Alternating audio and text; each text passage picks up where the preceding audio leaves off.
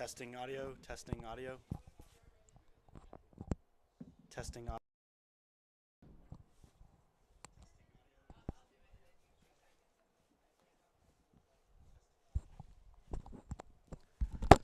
Good afternoon, ladies and gentlemen, and welcome back to Gordon College for today's Division III NCAA matchup between the Fighting Scots of Gordon College and the Rams of Suffolk University.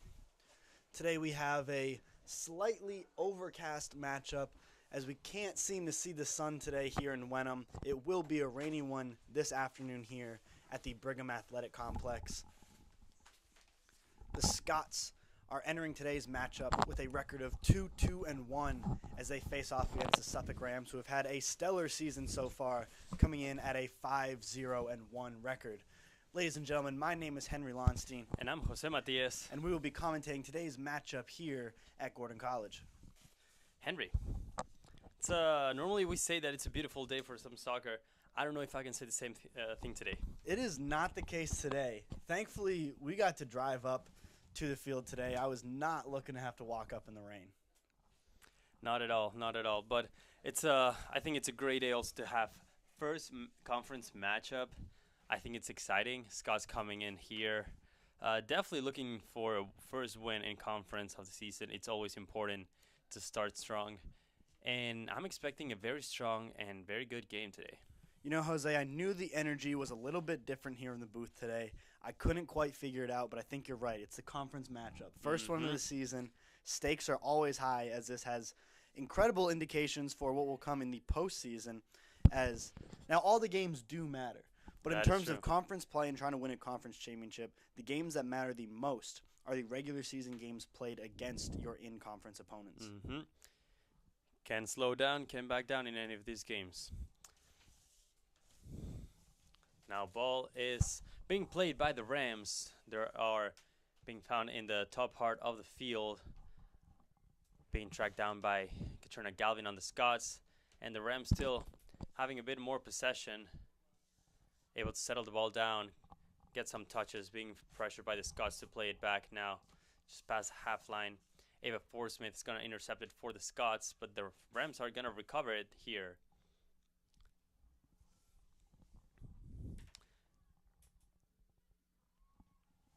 Rams in possession, trying to get a ball through, able to connect.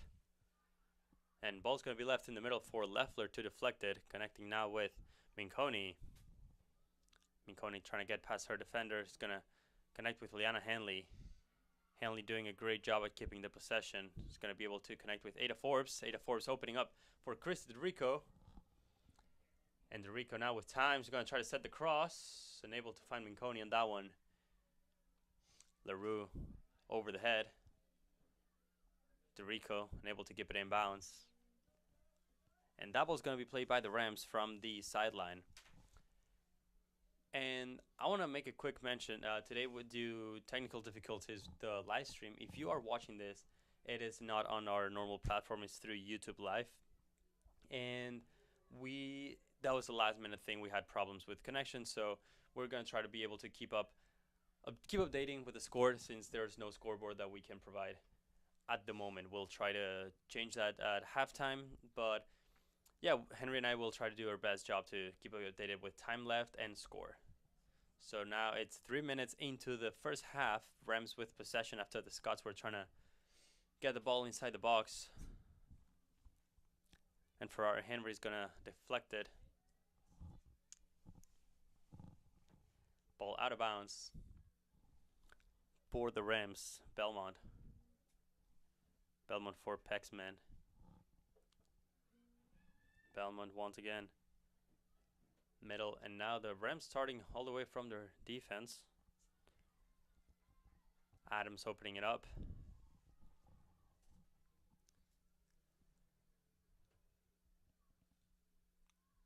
Rams will definitely look to get their offense going early. Their offense so far this season has been absolutely electric. Yeah. Already in 6 games, putting in 20 goals. Averaging over 3 goals a game. Not having lost a game yet. That is impressive. They are doing an excellent job of getting their offense going, putting the ball in the net, and they've done excellent so far. It's a great performance by the Rams so far this season, and I think that that's one of the reasons why it's going to be even more competitive. The Scots, I mean, like you said before, coming with a 2-2-1 record, um, they're playing home. There's always that pressure. That's always that excitement of playing home field with your home fans, and the support that's coming from the stands, the support that's coming from the sideline, even the pressure that you have on yourself, knowing that your classmates, your friends, some friends and family too are watching here. That always pushes you to do better. And the Rams now have the pressure of first conference game, also away game. They wanna, by the time they go home, they wanna go have already a one in that record in conference, and I think that's gonna be a challenge for both teams. I think they're both gonna be struggling with speed since we have both teams very fast. They're gonna try to keep up with each other. Who's determining the pace of the game? Who's good controlling the ball? Where's the possession? Where is it going? And I think that's something that we're gonna be able to see starting now. And I think one thing that might play into that today, Jose, is the fact that it's been raining all morning. That is true. Turf is certainly wet. Ball will be wet. How does that affect how the players are able to control the ball today? So when you're playing on a wet surface, it's either turf or grass, the ball always gains more speed as it rolls. Normally, when in the bounce, the rain is going to make the turf absorb more ball. And yeah, well, the first bounce is always going to be slower, but the moment that ball lifts up, gets up from the ground, it's always going to start spinning a lot. It's going to go faster than you expect. So I wouldn't be surprised if all players today are surprised by the speed of the ball. Absolutely. I think rain in any outdoor sport certainly plays a part in how you approach your strategy for that day. And I think whoever's going to win today is whatever team can better adjust to the conditions that we have. Yeah, it's going to be a differential factor. Ball now out of bounds. It'll be in possession of the Rams on the far sideline. Now Forbes Smith with control. She'll play it back. Rams take over. Ball's now playing long, deflected with Leffler. And Forbes Smith is going to play along the sideline, playing in the middle for Galvin. Galvin slowing down the pace of the game. Great turn there. Playing it back for LaRue. Galvin let it go through, and the Rams are going to recover possession. Adams moving it up. Step by LaRue. Minconi. Galvin trying to play it long. Rams back with possession. Roth. Rams trying to find the long ball. But Leffler's just an absolute wall today. Not letting any ball go through. Leffler having an excellent season so far on the defensive end. LaRue unable to control that ball. The ball's going to reach the Rico. And Roth now going to move it for the Rams.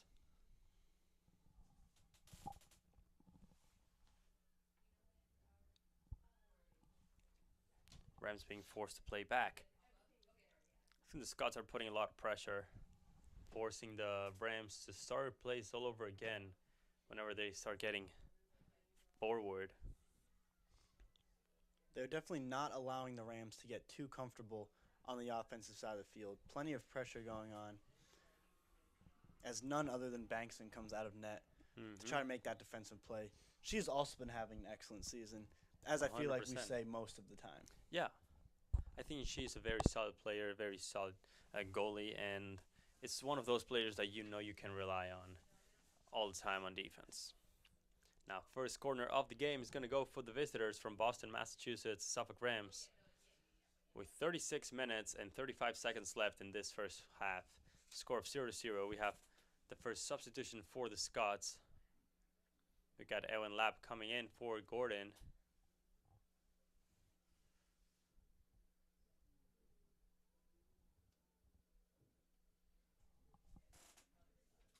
Referee taking a second.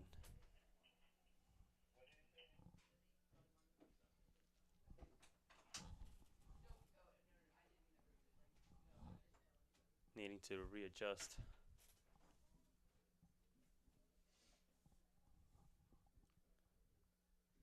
We patiently await the corner here for the Rams.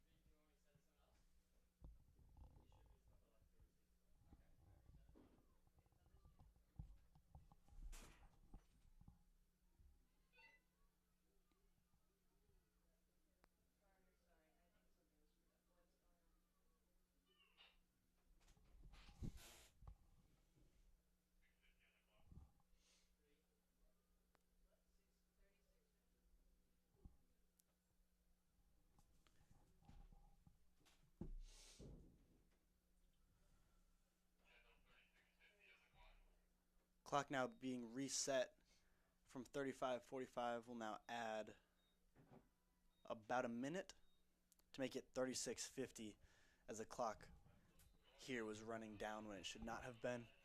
Clock will reset to 36:50, and we'll have a corner in for the Rams as the ball is delivered. Played out by LaRue. Rams keep possession, trying to play it back in, and it'll be cleared by Mincone, who will play it out of bounds on the near sideline. That'll be possession for the Rams. Ball out of bounds. This will be number 15, Alyssa Belmont, to throw the ball in for the Rams. Now Peraza in the corner, tangled up with Forsey. The ball will go out of bounds. Rams will keep possession. Played in, defended by LaRue. Now Dorico with the ball up the sideline. Dorico with plenty of space. She'll scan the field and pick her option. She plays it to Lapp on the sideline. Lapp now keeping it in bounds, making her way in field. She plays it up for McCone. Played now wide to Forbes Smith. Forbes Smith now with the pass, and there's going to be a whistle blown. But it's going to be offsides by Ava Forsmith on the Scott side. And the substitution that we had was Amy LaRue coming out of the field due to injury for Owen Lapp.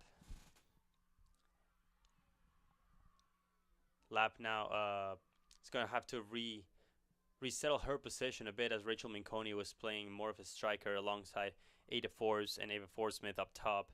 Owen Lapp seems to be claiming that spot by orders of Chuck Breton, and the Scots seem to readjust. We've seen this formation before, and I'm sure that this will be a very offensive time for the Scots.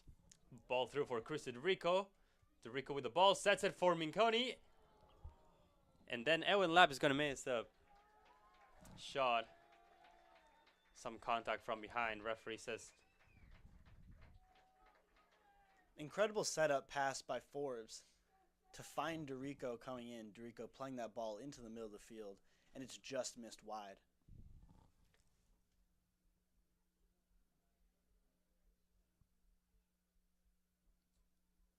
Seems like there's going to be a penalty kick here. Result will be a penalty kick for the Scots as Lapp steps up to the line to take her free shot at the net.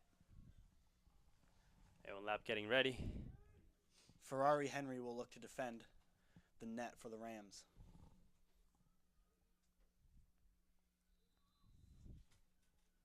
Lapp steps back.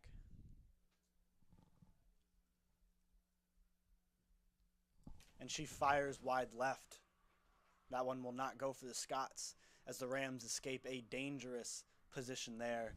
Score will be tied 0-0 with 3:52 to go in the first half. This is new, Henry. I gotta say, we don't normally see Owen Lapp miss opportunities like this one. Lapp has certainly made the most of most, if not all, of her attempts on goal so far this season. Certainly rare to see her miss, but I am more than confident that she'll have plenty of opportunities left here. There's Lapp again, and that one's gonna go in. It'll be as she makes up for the missed penalty kick to put that one in the top left corner on a significantly more difficult shot. Henry, I am no mathematician, but Would you say that she had an angle there? Me personally, I did not see the angle. I did not see how that one was going to go in, but she makes it happen. That's a great goal there by Lap, putting up her fourth goal of the season, first one in conference. I'm impressed. It's just her ability to do this. We were talking how she always makes the most out of the chances that she has. Missed the PK, and she had no time to waste. I'm going in again. Puts it with no angle. What an excellent shot. Helena Henley now connecting with Ava Forsmith. Ball's going to go wide, out of bounds.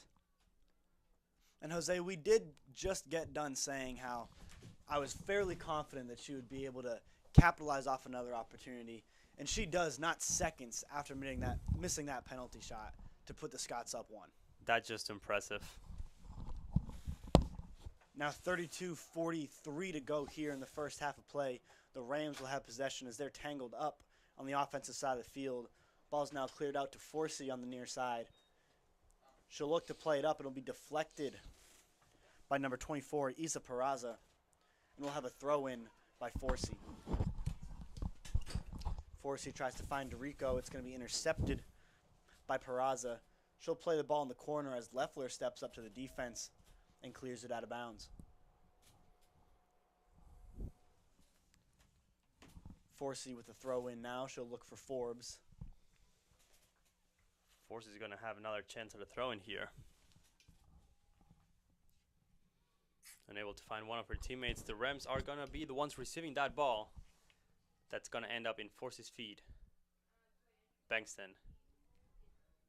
Ball's going to be intercepted. And a bit of miscommunication there. The Rams, they're going to waste a huge opportunity caused by Bankston's mistake there. But the Scots are going to recover possession. Lap with the ball. Forsey. Back to Leffler. Bankston now. Putting up for Galvin on the top part of the field. Back to Bankston. And Henry, the Scots seem comfortable playing the ball back to all the way to the goalkeeper. The pressure's not getting to them. That's confidence. They certainly do trust their keeper, which is an awesome opportunity for them just to almost use an extra person on the field, to know that you have that security blanket in the back if you have to use her. Scott's certainly trusting Bankston's feet and are not afraid to pass it back to her. Love to see that. Scott's getting very close to the Rams box. LaRue now playing it short for Lap. Lap with the turn and able to connect with the Rico. Good step there by 4C and Leffler recovering it for Gordon. That ball's not going to get to the Rico's feet. It's going to be throw-in for the Rams.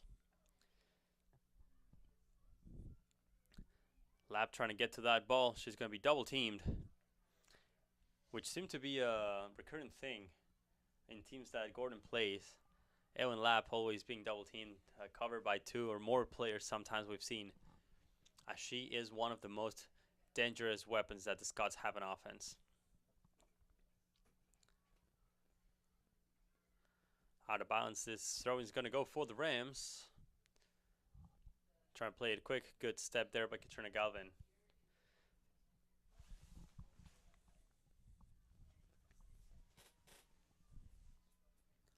Now Forbes Smith will throw it in for the Scots. She'll connect with Lap on the far sideline, who plays it to Mincone. Mincone plays a long ball for Forbes. It'll be just too long, as keeper Ferrari Henry will come out and collect the ball. The Rams now using their time to reposition in the field. Rams receiving it with Fallon back in the middle of the field and starting all the way from the defenders. A lot of pressure from Ada Forbes and Ewan Lap. And Alex Roth seemed to be having a little space to make that play. She's going to throw it long. Rams starting once again. Middle, trying to play it through. Liana Henley tracking that ball down perfectly, allowing Emily Bankston to come out and secure it. Henry, I would say that I've seen very good communication on the Scots side so far, always making sure that one of the teammates is in a good position to receive a ball or in a good spot to play it I can't complain, honestly. I can't say anything about the Scots communicating. We've seen them moving their arms all the time, and even though we're far and we cannot hear what they say, there's some gestures that you know that that's part of the game communication. And I think the Scots are doing a fantastic job, as we've seen that there's no empty spot on the field that's not being covered today. I agree. I think just by the way they're playing, you can certainly tell that all the Scots out there are on the same page, understanding the game plan for today. And so far, they're executing with excellent precision, as they do have a 1-0 lead and are looking fairly comfortable on both the offensive and defensive side of the field. Now Ada Forbes with the ball. Recovered by Belmont on the Rams side. Ball's going to be left in the middle of the field to be claimed. And the Rams are going to continue this offensive run. There's going to be a foul here.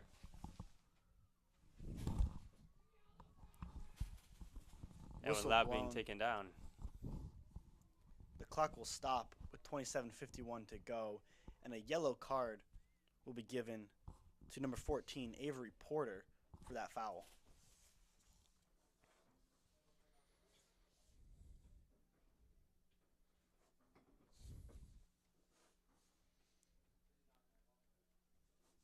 Referee still in discussion with Porter.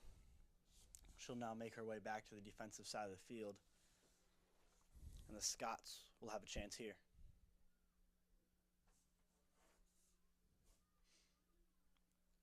It'll be Leffler to take the kick for the Scots, as she lines it up and delivers, playing the long ball, looking to find Dorico, and that one will go just far.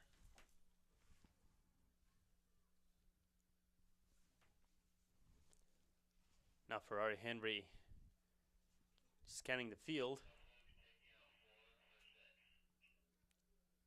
What an excellent last name. Ferrari I feel like Henry. that's a really sick last name. I might be biased because my first name is Henry, But I think Ferrari Henry, it's a great. that's sick. Yeah. I can argue with that, honestly. It's a great last name to have. Gonna have substitution here on the Rams side. Number 4, Jasmine Harris, coming out of the field and allowing McKenna Columbus, the sophomore from Bridgewater, Massachusetts, coming in. She's gonna be playing the striker. And we have 26 minutes and 55 seconds left in this first half. Score of 1-0 for the Gordon College Fighting Scots. Dorico now with possession. This throw-in. Dorico trying to find Ewan Lab. Ewan Lab with chest control, trying to settle the ball down inside the box. Dorico's going to have it again. They're going to put the cross up, trying to find Ava Forsmith, and Ferrari Henry is going to be the one receiving it with her hands up in the air, playing it low. Rams now in offense.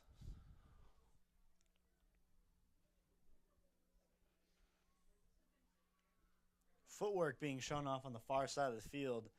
Game recognized game on that Game one. recognized That was game. phenomenal. Chelsea Fallon, she's been having a great game so far when it comes to skill. She's been able to find the back in the Scots, just opening gaps, finding spaces where there's no spaces to be found. And I got to say, when you see good skill, you got to just recognize it. Ewan Lab recovering it for the Scots here. Rams taking a good step. Alex Roth trying to play it through. And Katrina Galvin is now trying to play it for the Scots, but Fallon's going to recover it for the Rams, trying to play it in the middle. Forsey with a step. And Liana Henley receiving it in the middle of the field. Now going up, has space, and going to play the long ball for Ava Forsmith. But it seems like Ferrari Henry is going to be the one receiving it inside her own box.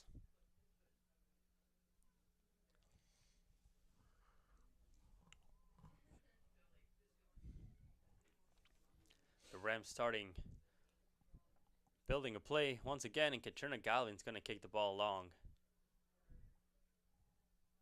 Ewan Lab settling it over the head for Ava Forsmith. Ava Forsmith inside the box.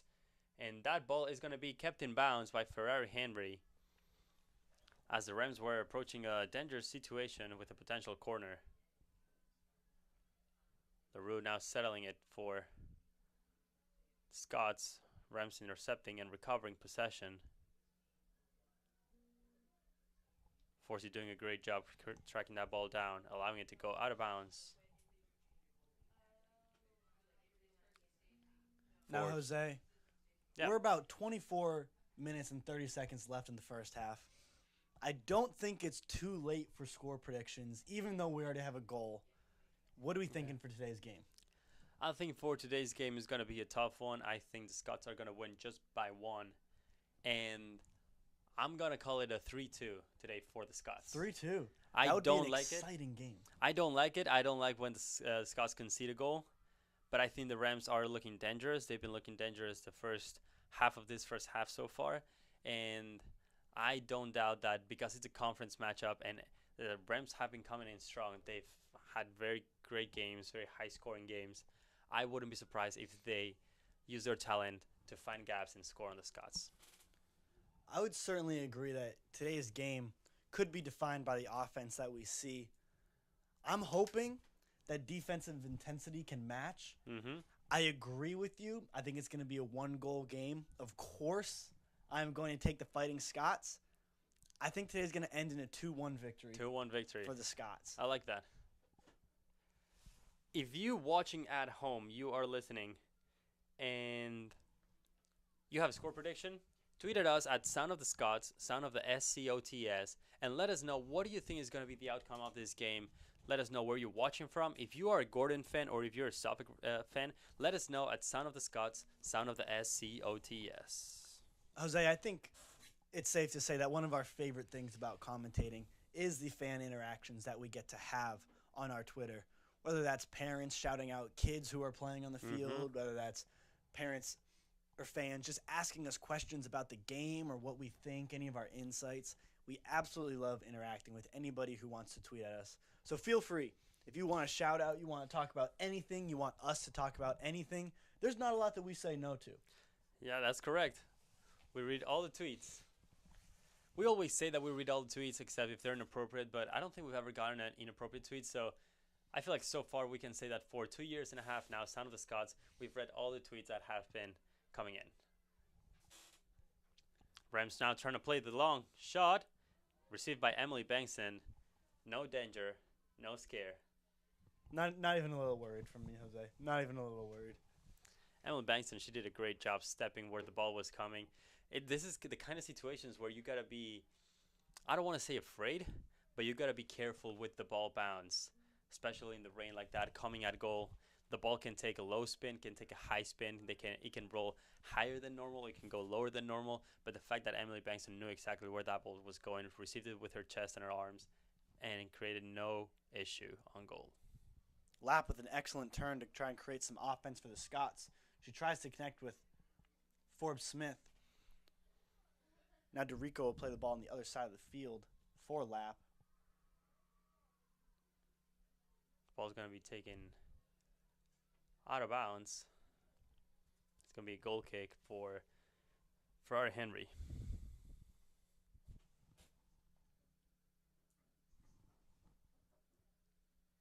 Referee is going to make that call an offsides. The Rams are going to kick it from the edge of their box. Play it in the middle. Columbus with the turn over Leffler. Great job there by Forsey getting distance with Columbus. Columbus still in possession of the ball, being tracked down now by Leffler. And the ball's going to go out of bounds for the second corner for the Rams. Now, Henry, I got to say, we got the first tweet of the evening. I'm fired up. It's from T. Stahl saying, looking for a shout out for the Lefflers, Stahl, and Van Gorps watching from Lake Arrowweed, California. Go Scots. I would love that California weather right now. It sounds awesome, honestly. Imagine being able to be in California right now. The weather. It's certainly sunnier there than it is here. I'll say that. Not loving the New England weather today, I gotta say. You know, I'm excited for this fall season that everybody hypes up. Which, don't get me wrong, I love the fall. But right now it's looking a little gloomy as that ball's played in. Bankston will punch it out. Columbus and deflected by Ellen Lapp. She scores a goal, and then Cornish comes back at defense and clears it out of her own box. She's all over the place, Does it all. man. But again, with this New England fall, it's wonderful for about 2 weeks, Jose. I agree. I'll be honest with you. It's wonderful for like 2 weeks where the leaves change color and it's like 60 degrees. And then after that, all the leaves fall off the tree. It's like 30 degrees, and I'm wishing I was in California. Yeah, you got 2 weeks where you got to do everything. You got to go up to Gloucester. You got to go down to Boston. You got to do the apple picking, the apple pumpkin picking, pie carving. Or everything. Pumpkin carving. You don't carve the pumpkin pies. Yeah. You eat them. So you got 2 weeks to do everything, and then after that, got the cold. After that, it gets kind of gloomy. I'm not going to lie. Not so enjoyable outside. But what's enjoyable is the ball movement by the Scots here on the field. That is precisely true, Jose. As Forbes will take it in the middle of the field. Now played out to Dorico, and she'll play it back. Galvin now connecting with LaRue in the middle of the field. Rams recovering possession. Columbus trying to play it through, and Bankston is going to let that ball get to her hands, securing it for Gordon. And now we got 18 minutes and 35 seconds remaining in this first half. We got some more tweets from T. Stahl saying, "Can you speak louder into the mic, please?" Hard to hear. Yes, thank you for the feedback. A lot of people think that we are going to be offended or that sometimes it's hard to send those tweets, but we appreciate them because the only reason why we're here is to bring the best experience for people watching from home. This is not for ourselves. This is not for people who are here with us in the booth. This is not for people who are in the stands.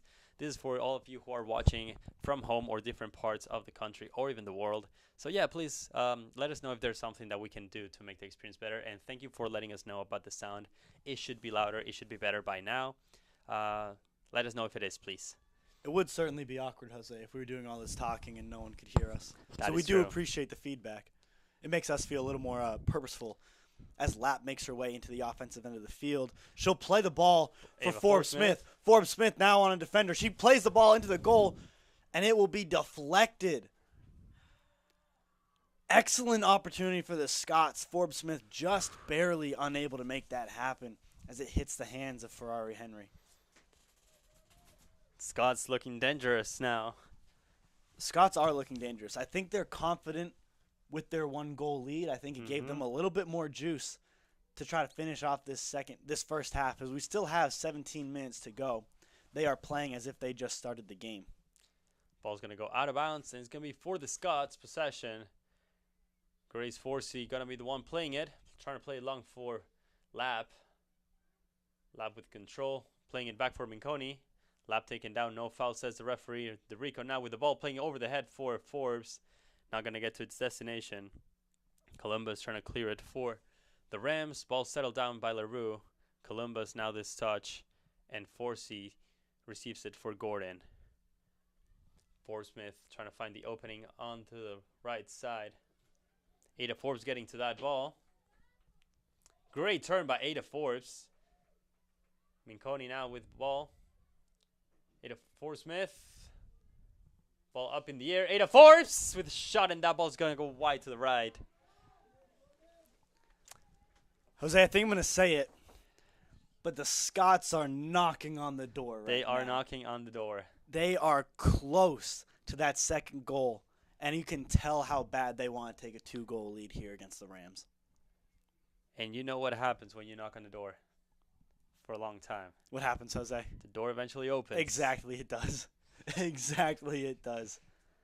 So we'll see if the Rams will be able to answer here and create some offense on their own, as they'll take possession on the near side of the field with a throw in.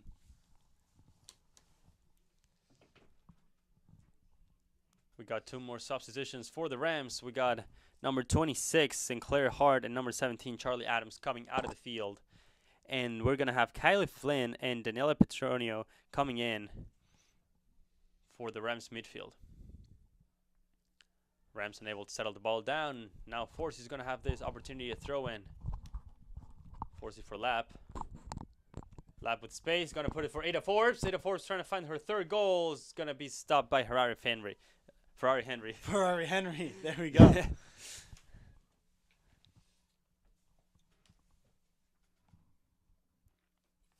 Ball played in the air.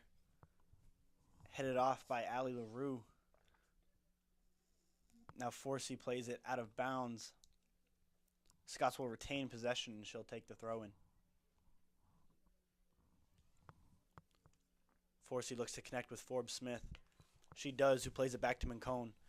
Mincone up for Lapp. Lapp plays the touch. To Mincone, back to Lap, looking for the middle, can't connect. Ada Forbes. And the Scots are putting the Rams in a situation where almost the only opportunity they have to touch the ball and move it is just kicking it out of bounds inside their own box. It's a tough one. It's tough times now for the Rams. Scots certainly have the Rams as that shot will be saved by Ferrari Henry. The Scots definitely have the Rams kind of right where they want them right now in this game. Both teams are playing excellent. It is only a one-goal game, but so far we've seen that the Scots certainly have the edge so far in terms of possession of the ball, connecting on passes, and creating scoring opportunities. The Rams playing an excellent game so far, just not having nearly as many opportunities on net as they'll work the ball into the offensive side of the field now. Peraza putting the cross in for Goldman. And after the Rams find a way to approach the Scots goal, Emily Bankston is going to receive the ball, secure it, and slow down the pace of the game for this last 13 minutes and 30 seconds of the first half. Scots trying to stay offensive. Peraza with the first touch, now Forsey. Forsey still moving the ball up.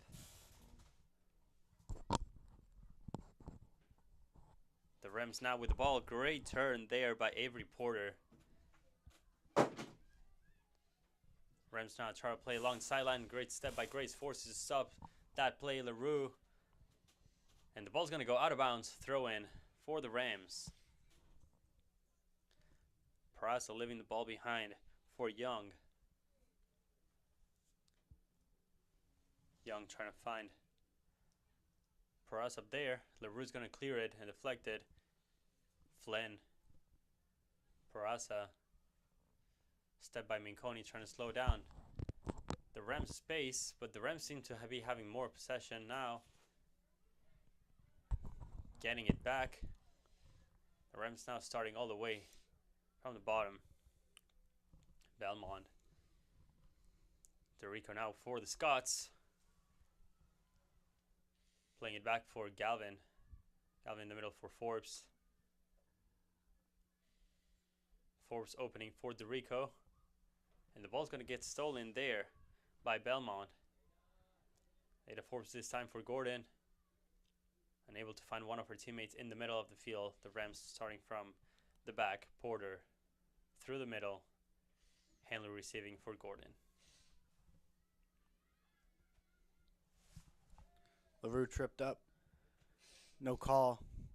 And Forsey will not take the ball. Whistle blown. It's going to be possession for the Scots. We have a tweet coming in from Brian Bowman saying, watching from South Florida, go Rams. A Suffolk fan of South Florida. South Florida also would probably have much better weather right now. That is true. It would be nice to be there. I enjoy Wenham. I love Wenham. But in days like this, sometimes I just wish I had a bit of more sun.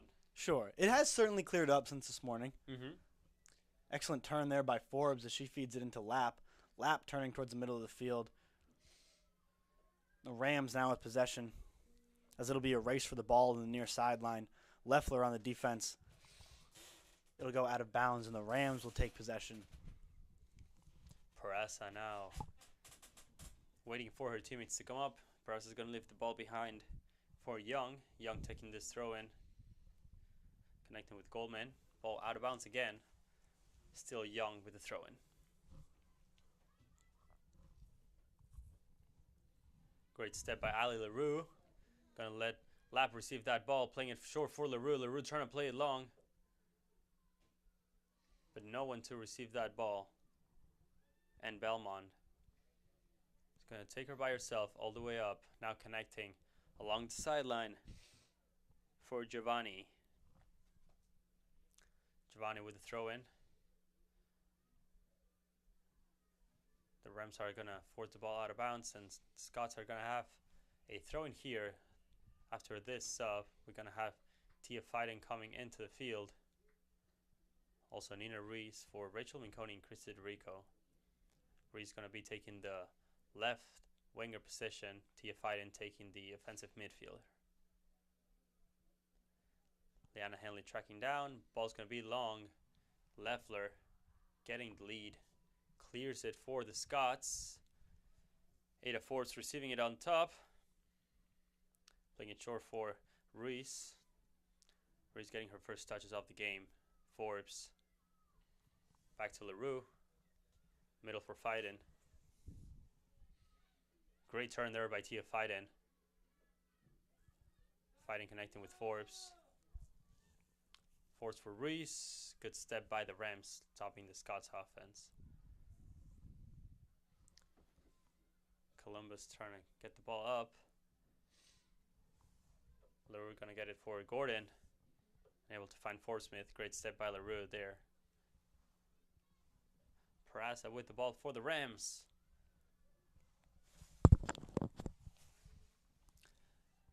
Lap. Now for Gordon. Great defensive job there by Avery Porter, I gotta say. And that's going to be foul on Lap. I love the physicality of that play there. Both players certainly unafraid to use their bodies and get a little aggressive. It will result in a foul on Lap, but I love that style of play. Ball out of bounds. Goal kick for Emily Bankston. Bankston now with time, as we have 8 minutes remaining in this first half. Score 1-0 for the Scots in this game between Gordon College and Suffolk University here at the Brigham Athletic Complex in Wenham, Massachusetts.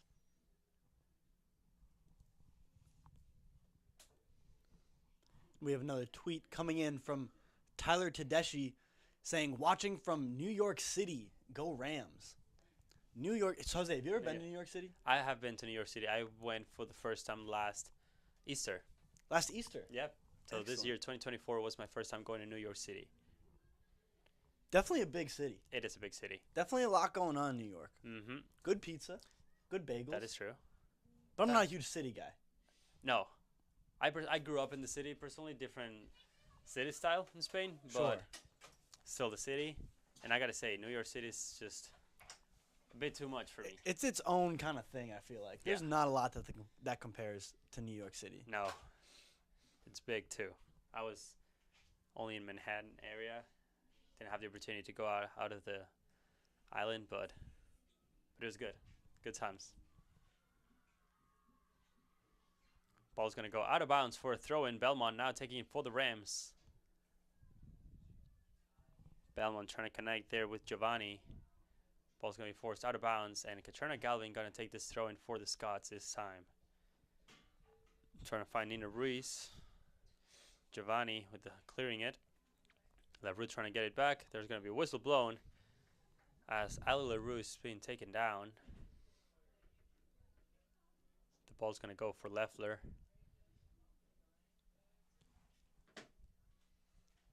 Around 15 yards off the half line.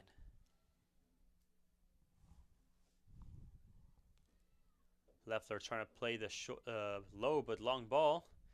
And able to connect with Ava Forsmith. Ferrari Henry is going to be the one receiving it. Telling her players to go up. She's going to play a shorter ball just around the half line. No one to receive it. And Peraza is going to be the one having the first touch. Great clearance by Francie Leffler.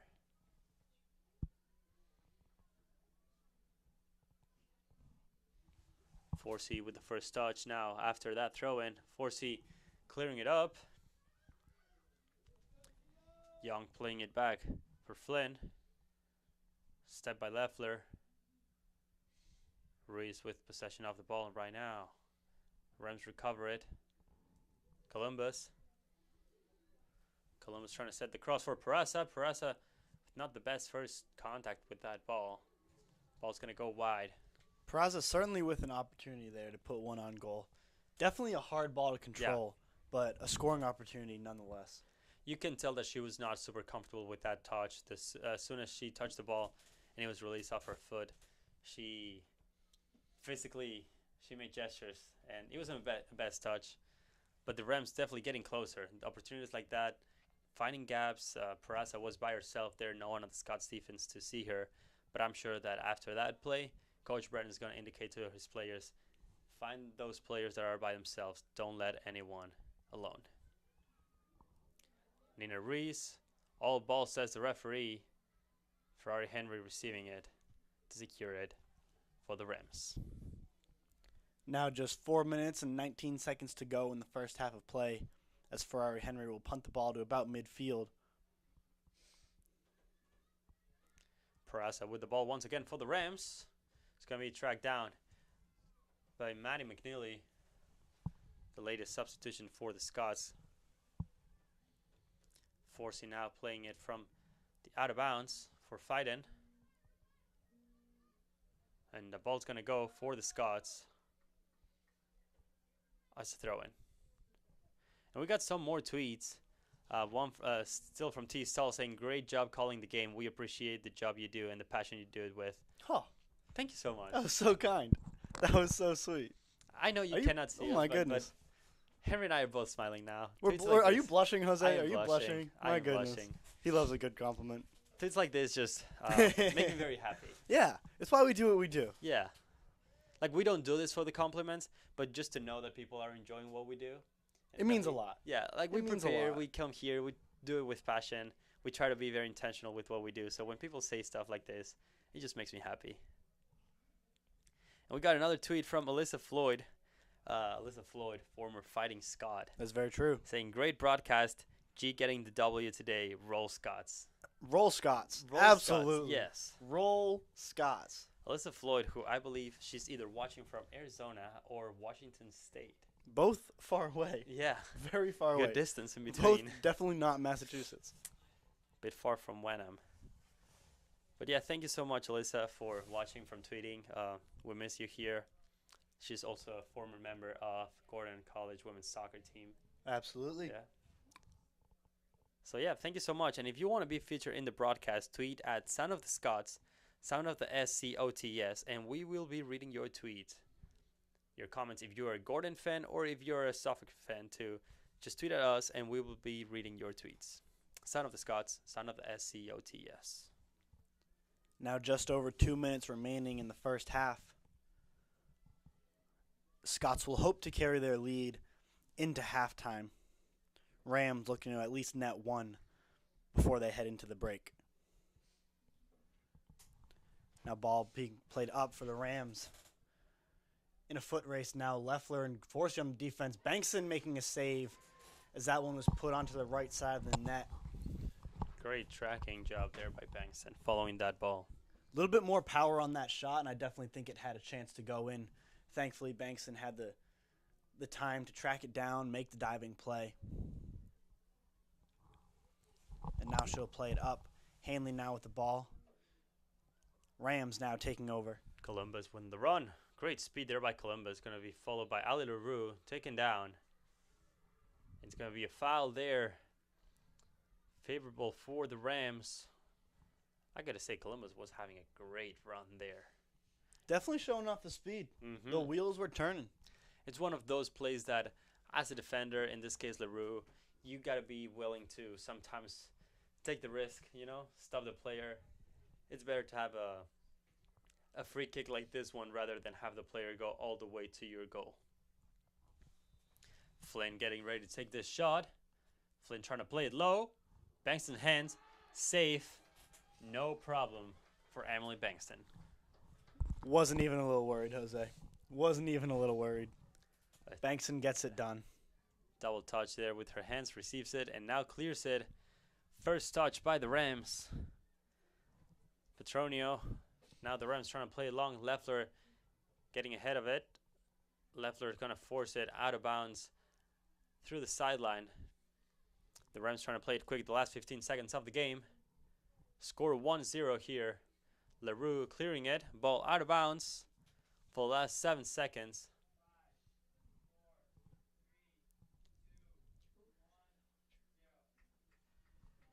And that's going to be the end of the first half between the Gordon College Fighting Scots and the Suffolk University Rams. Score 1-0. We're going to take a 15-minute break here, and we'll be back for the second half.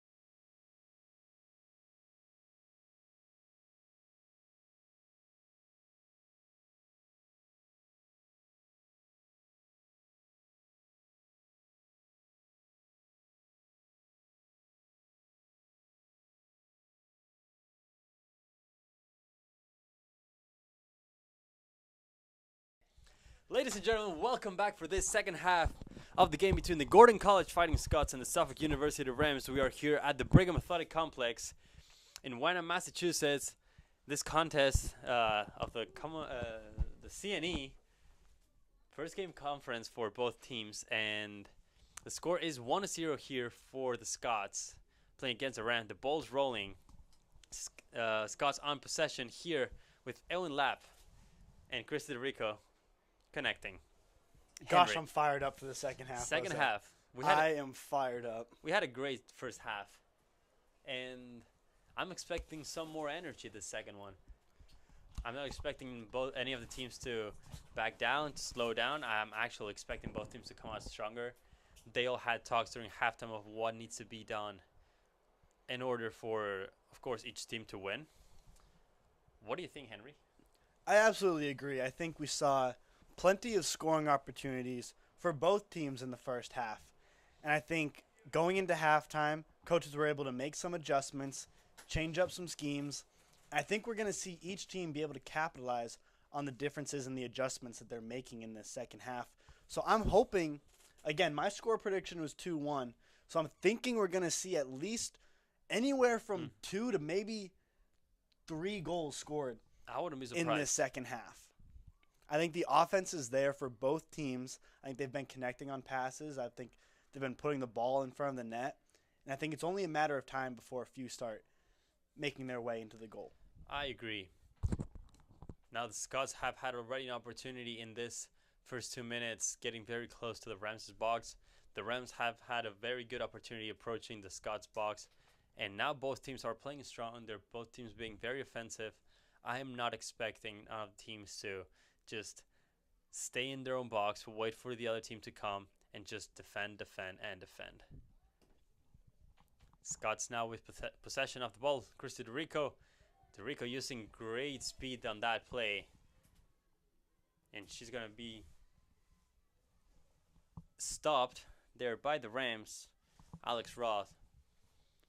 Ball up in the air for someone to claim it. Ball's going to go out of bounds. Throw in for the Rams.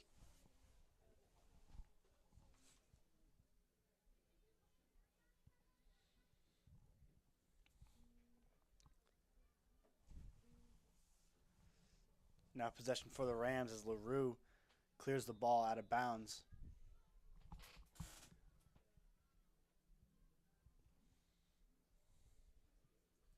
Foul is going to be called, and the Scots will have possession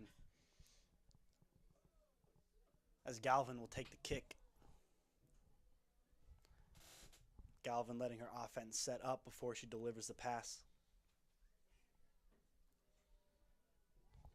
She delivers. Ball in the air to LaRue, who uses her head. Now to Mincone, who plays it back for Lapp. Lapp trying to find Ava Ford-Smith, and the ball's going to be cleared out of bounds. It's going to be a throw-in for the Scots, DeRico. Very close to the corner.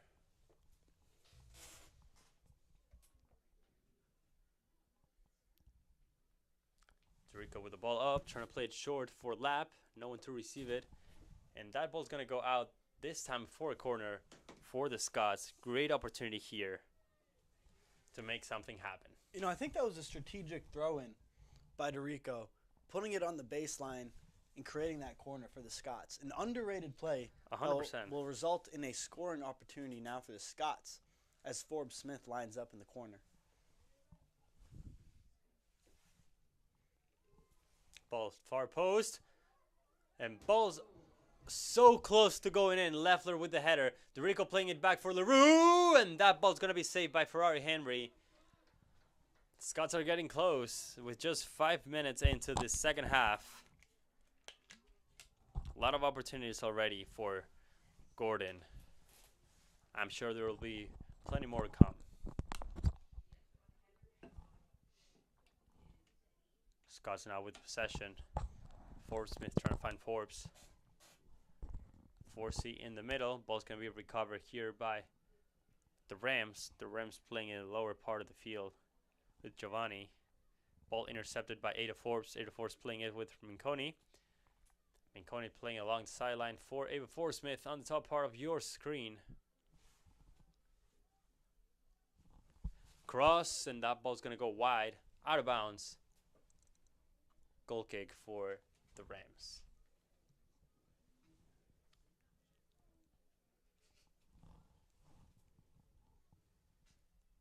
Ferrari Henry getting ready, giving her teammates room.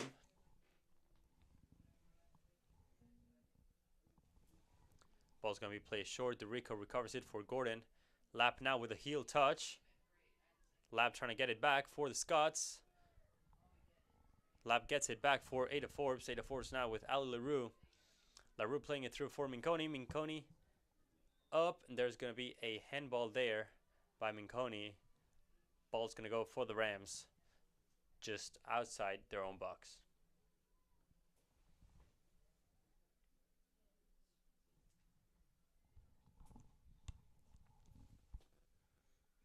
Porter getting ready for the kick.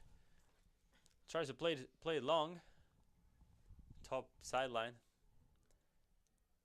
And the Rams are going to try to find the gap here on the Scots defense, but the Scots seem to just be completely securing this.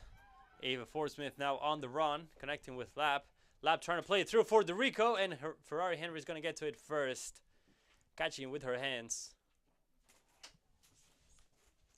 Now telling her teammates to shift. Ball's going to be put in the middle of the field.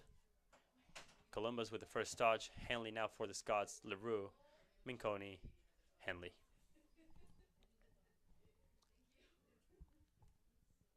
Forsey on the far side will take possession of the ball. She'll play it into the middle of the field. It'll be deflected by the Rams. Now ball on the sideline. It'll go out of bounds, and the Rams will take over as Belmont will throw it in.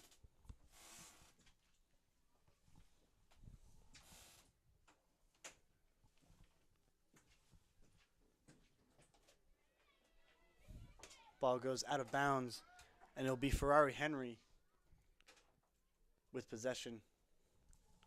Now long ball being played off the head of a Ram. Ball goes out of bounds, and the Scots will take over as Forsey throws it in on the far side.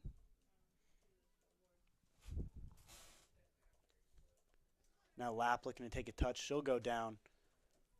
Referee will call a foul. That'll give the Scots the ball. Liana Hanley leaving the ball there for one of her teammates. Seems to be Ada Forbes, the one who's going to be taking this free kick.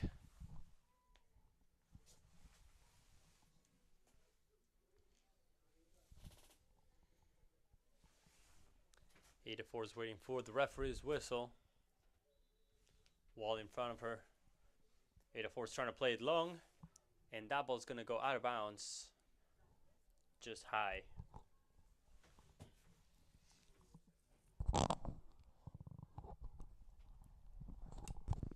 And Ferrari Henry is going to be the one in possession with 36 minutes and 27 seconds remaining in this game between the Gordon College Fighting Scots and the Suffolk Rams. Score 1-0 for the Scots. Ava Forsmith now trying to play it over the head. Ava Forsmith trying to play it low this time. Porter letting it go out of bounds. Goal kick for the Rams.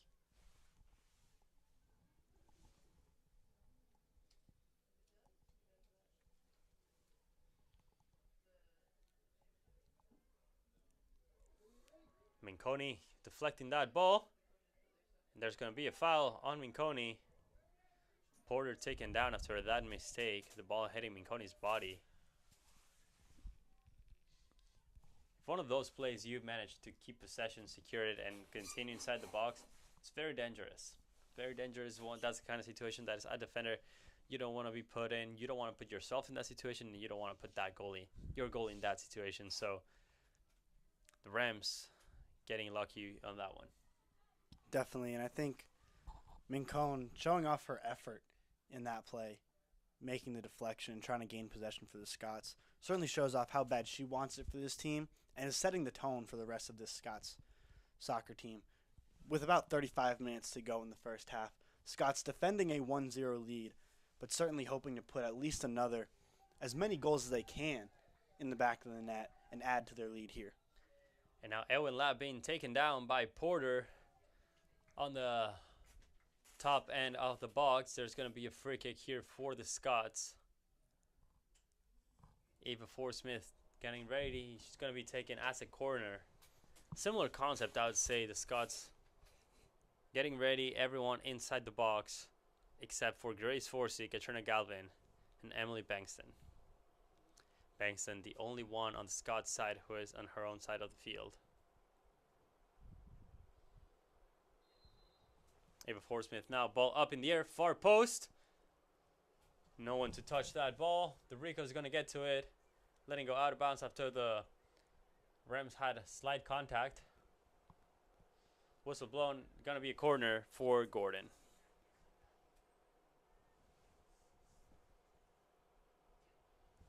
It'll be Forbes Smith making her way to the near side of the field to take this corner for the Scots.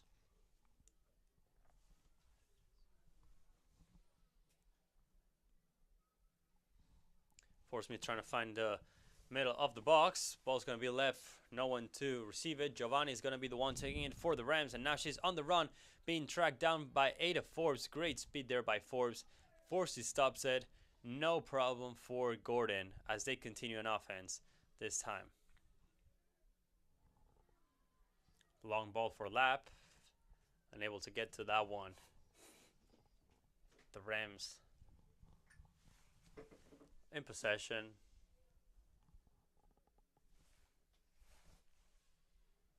Trying to play the long ball.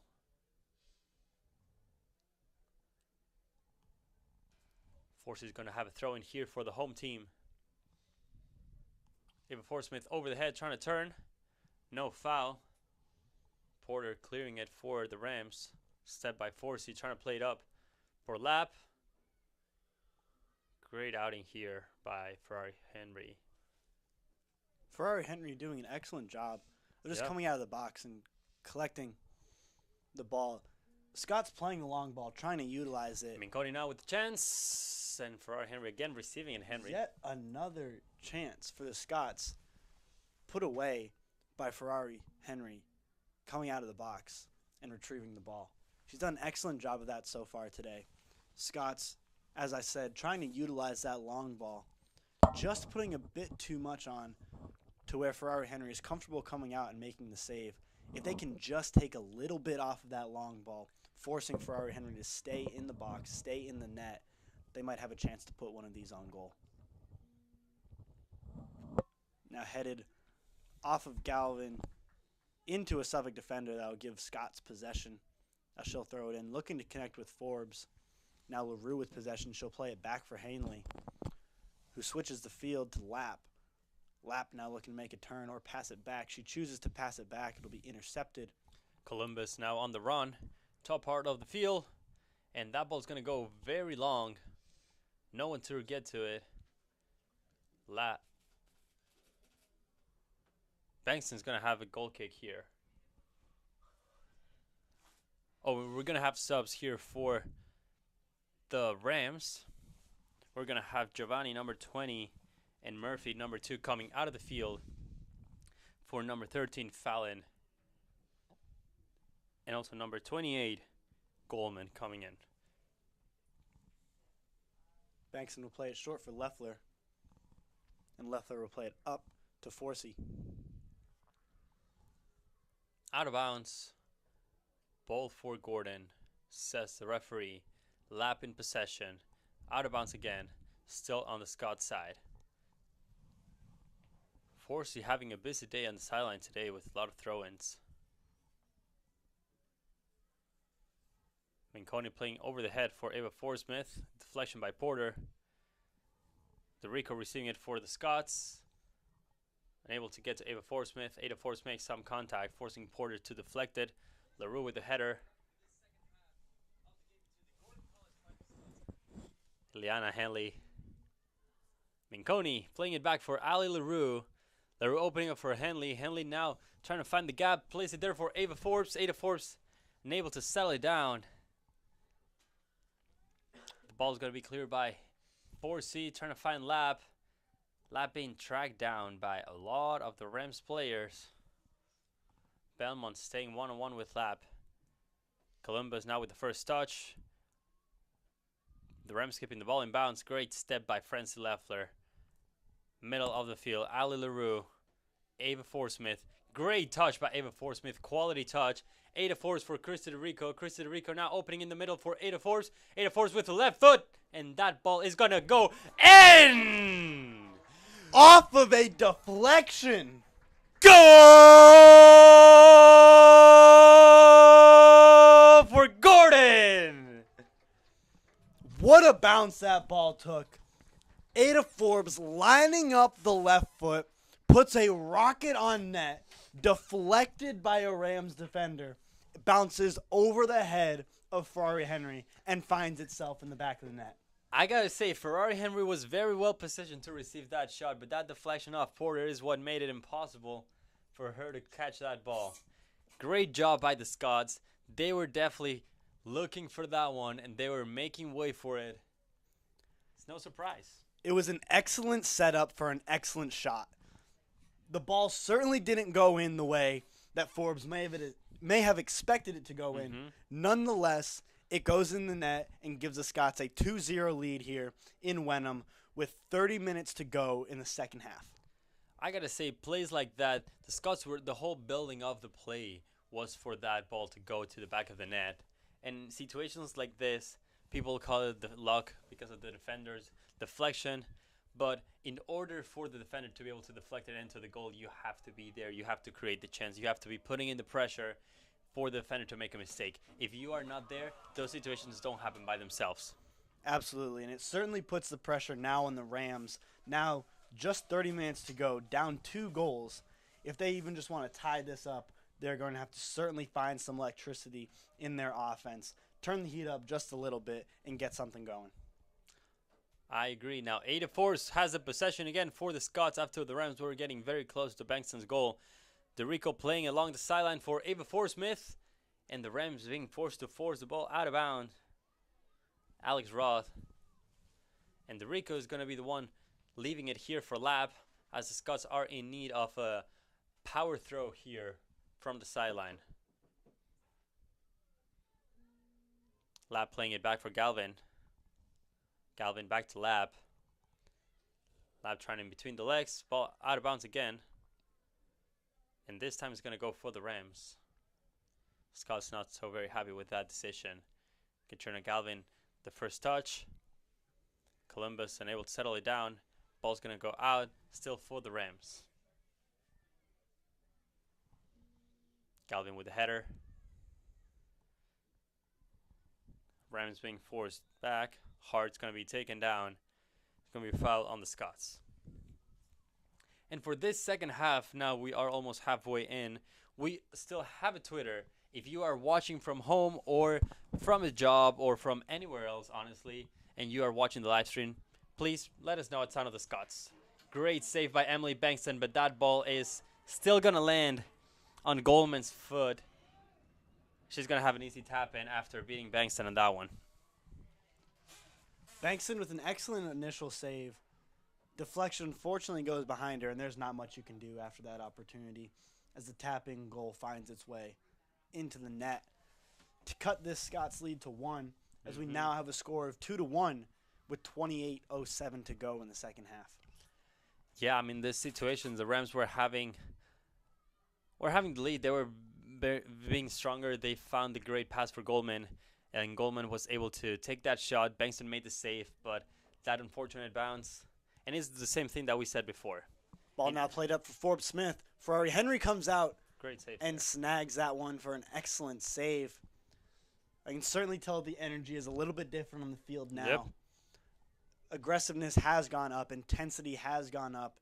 And both teams are looking for the next goal. And yeah, I got to say that on this goal by the Rams, same situation happened as the Scots.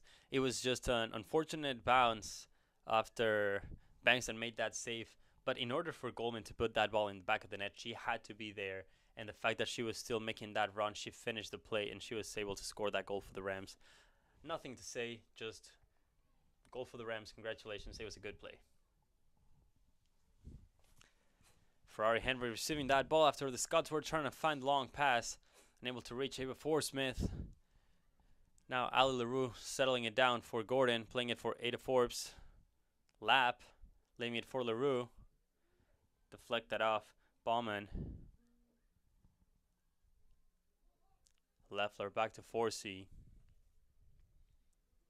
Forsey trying to play long for DeRico. Unable to get to that one. Throw in. Rams.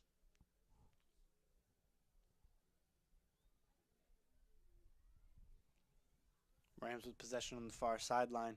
Ball played up. Peraza trying to fly into Goldman. Goldman now in the middle. Great save there by Emily Bankston.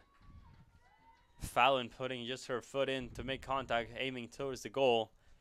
And the ball was going there. Emily Bankston was there first. A powerful shot that Bankston is just in the right place for. Textbook save to catch that ball and keep it from deflecting off her chest. Lap on the run now, trying to still keep the ball in play. Ada Forbes going to be the one receiving it after that deflection. Ball's going to go out of bounds after some contact. And the referees are going to call that one for the Rams. We're going to have another substitution here for the visitors. Columbus number 6 coming out of the field, allowing her teammate Macy Picmasian to come in.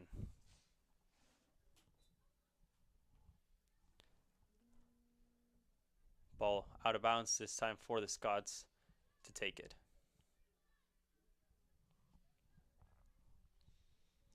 Calvin trying to find Forbes. Forbes unable to control that ball. LaRue is going to keep it. Back for Forsey.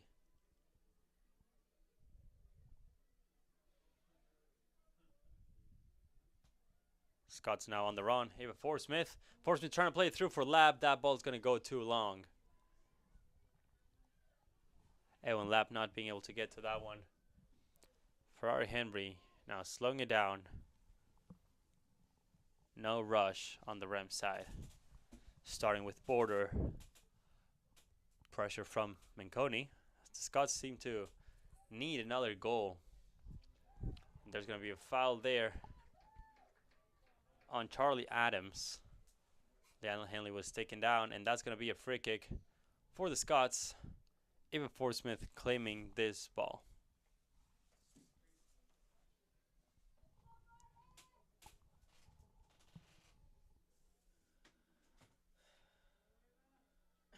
Forbes Smith steps back. She delivers. Just a little chip, trying to find Henley. The ball's going to bounce all the way to Ferrari Henry's arms. Ferrari Henry looking to push the pace a little bit here. Ball will be rolled out just too far as Forsey is able to intercept it, and it'll roll right back into the hands of Ferrari Henry.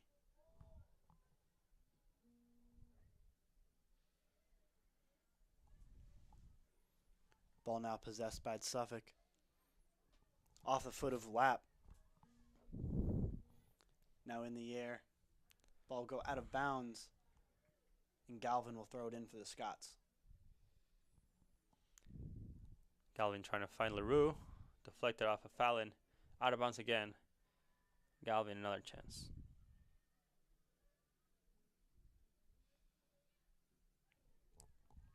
Ball goes out of bounds, deflected off of the Rams yet again, so Galvin will now take her third try here.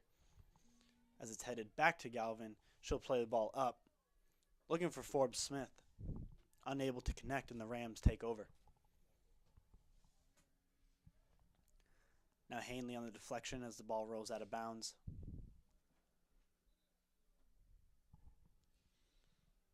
We're going to have another substitution here. Fallon's going to be the one coming out of the field. And Catherine Madden coming in, the senior from Milford, Massachusetts.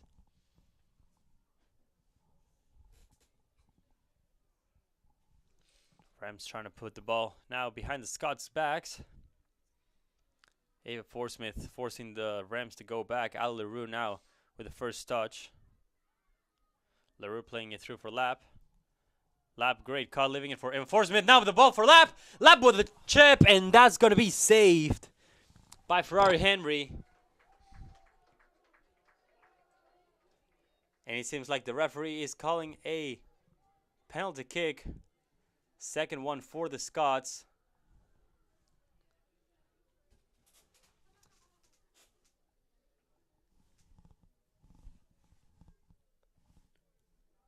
Foul committed by the Rams inside their own box. They didn't seem to agree, or they weren't very happy, two of them, but the rest of the team agreed. So in those kind of situations, there's not much you can do. And Liana Henley, great. I like the courage here. Liana Henley, midfielder, is going to be the one taking this penalty kick.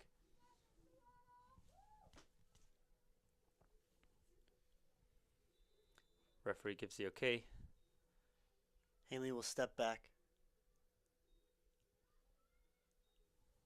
And Henley is going to miss just wide.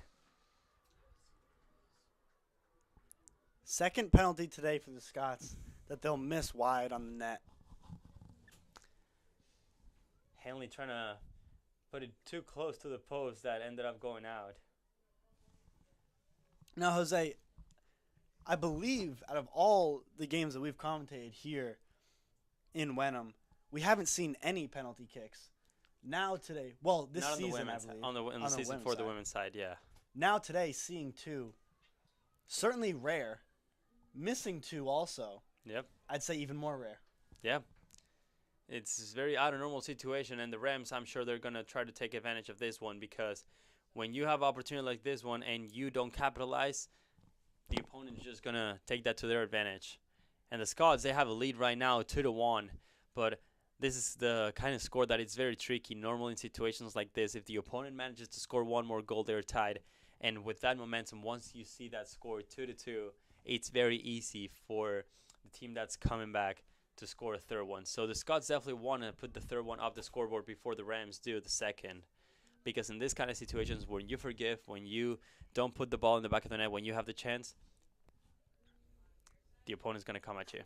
This is definitely a game of momentum, so if the Rams are able to capitalize and tie this game up, momentum will certainly shift in their direction, giving them a clearer opportunity to score that third. Lab with the ball now going along the sideline, playing it short for Ava Forsmith. Forsmith is going to have it, getting inside the Rams' box, trying to set the cross, deflected off a corner. And the Scots are going to have a third corner of the game here. With 20 minutes and 5 seconds remaining in this game between the Gordon College Fighting Scots and the Suffolk University Rams, scored at 2-1. Goals scored by Edwin Lapp and Ada Forbes for the Scots, and then by Lily Goldman on the Rams side. Forsmith trying to play long in the middle of the box, deflected by the Rams. Ali LaRue trying to get to it. Goldman getting to it. Great step. Ball's going to go out of bounds. Ball for Gordon. LaRue want to be taking this throw in. Plays it for Lab. Lab trying to play it over the head for Forsmith. No one to receive that. And this time the throw-in is going to go for the Rams. Ball is going to go out of bounds. The Scots going to have a throw-in. Calvin for Henley. Ball recovered by the Rams. Pygmasian. Goldman trying to play it over her head. LaRue recovers it for Gordon. Forbes. Hard now connecting back for Roth. Roth trying to play long for Goldman. Leffler is going to be the one deflecting it. Roth now back, getting the possession. Great step by Lapp. And Lapp's going to force the ball out of bounds. The Rams trying to play it fast. Ball's going to go out for Gordon. Galvin with the throw-in. She'll connect with Lapp. Lapp will play it over her head, looking to connect with Forbes Smith. It'll go just too far, and the ball nearly cleared out by the Rams. Lapp now taking possession. She'll make her way towards the net before she's tripped up. No foul called. Porter trying to play along the sideline. Good step by Galvin. Galvin trying to secure it for Gordon. There's going to be a whistle blown. Handball by Galvin. That'll be possession for the Rams. And Henry, do you want to hear a good interesting fact? I love interesting facts. Gordon College Fighting Scots women's soccer team has never lost against the Suffolk Rams. Ever? Ever. All time. All time. First game was played in 2011, and they won 2-1 here in Wenham. And last game that they played was in 2023 in Boston, Massachusetts, and they won 1-0. So the Scots are certainly trying to defend this undefeated record today. Mm-hmm. That's an incredible stat. Since 2011. Yeah. Now, granted, we've only had 8 games. 8 games played. Played 2011, 12, 13, 15, and then 21. 2 games in 2021. 1 in 2023. Now, there's just a foul there on Ewan Lab. And Lab was taken down by Avery Porter, who received a yellow card.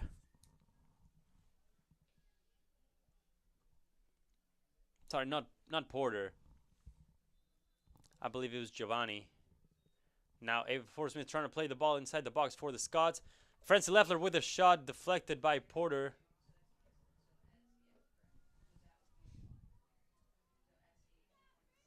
Leffler takes it back for the Scots as she's tangled up. Rams now on the run. Scots tracking down Hanley on the defense.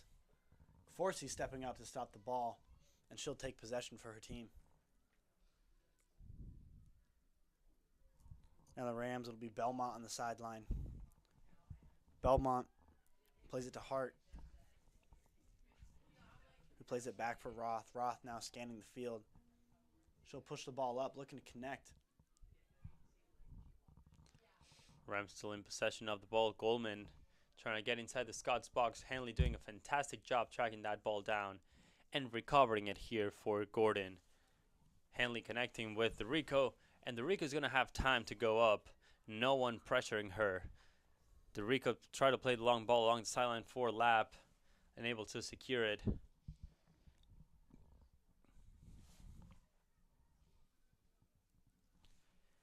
And now Ferrari Hanley in possession of the ball.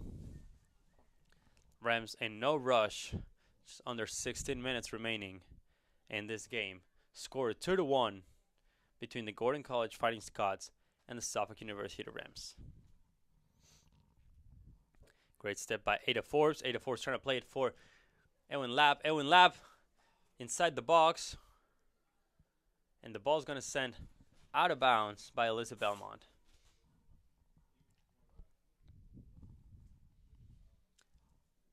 Rico getting ready for this throw-in. Plays it short for Ada Forbes. Ada Forbes back to the Rico. Sets the cross. Ada Forsmith, and the ball's going to go towards Ferrari Henry's hands. So that great shot by Ava Forsmith. Great placement by Forbes Smith to try to tuck that one in the bottom left corner. Unfortunately for the Scots, excellent goalkeeper play by Ferrari Henry.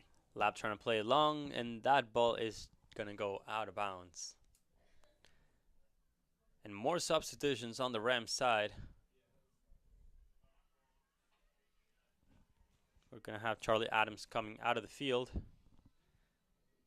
Catherine Madden too. And Bria Bogan too. Columbus back into the game with Metka, freshman, and Flynn. Leanna Henley intercepting and recovering possession for Gordon. Great job by Henley. Henley for LaRue. LaRue plays it short for Ada Forbes. Ada Forbes for Lap. Lap with a turn. Lap inside the box. And that ball is going to be sent out of bounds by Roth. Another throw-in for Gordon.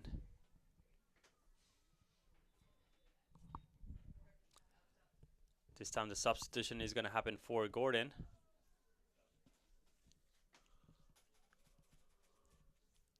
Tia Fighting coming in for Rachel Minconi.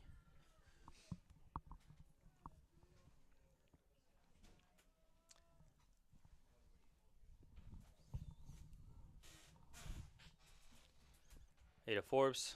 Chris to DeRico. DeRico trying to set the cross into the first post. Deflected off the Rams. Ava Forsmith. Ava Forsmith trying to get back to Gordon. Takes a shot with her left foot, and that ball is going to be saved. The referee also made a call. It was a foul for the Rams. Still, Ava Forsmith trying to take that shot. Forbes Smith with her second shot in the last few minutes that has an opportunity to go in the net. She's certainly playing her position well and just waiting for that opportunity. The goalie play by Ferrari Henry is unfortunately keeping that from happening as she makes an excellent turn there, losing her defender, feeding the ball, and it'll just go out of bounds. Showing off the footwork to lose that defender. Very impressive on this near sideline. The Rams trying to play it. Fighting recovering the ball for the Scots. Fighting plays it for Ava Forsmith. Forsmith now turning with space. Plays it for Lap. Lap back to Forsmith. Unable to connect that ball. The Rams are trying to play now in the middle of the field. Being tracked down by Ada Force. Ball bounces off as LaRue's back. LaRue plays it short for Ada Forsmith. Great decision there by LaRue. Settling it down. LaRue now again. Forbes. Forbes playing it for Henley. Henley deciding a turn. Plays it again for the left side. Forsmith is going to be taken down. No foul.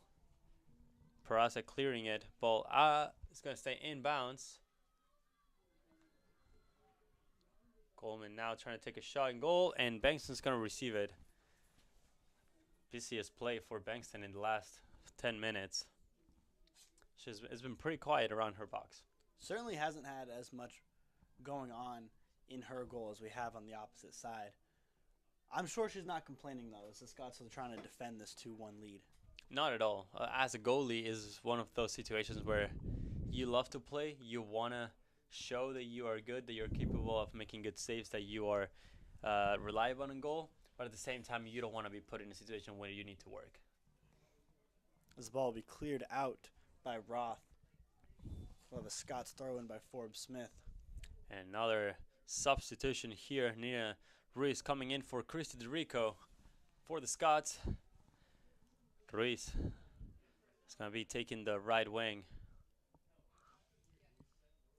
Unless further notice and indications by Coach Breton. LaRue. Ball's going to go out of bounds.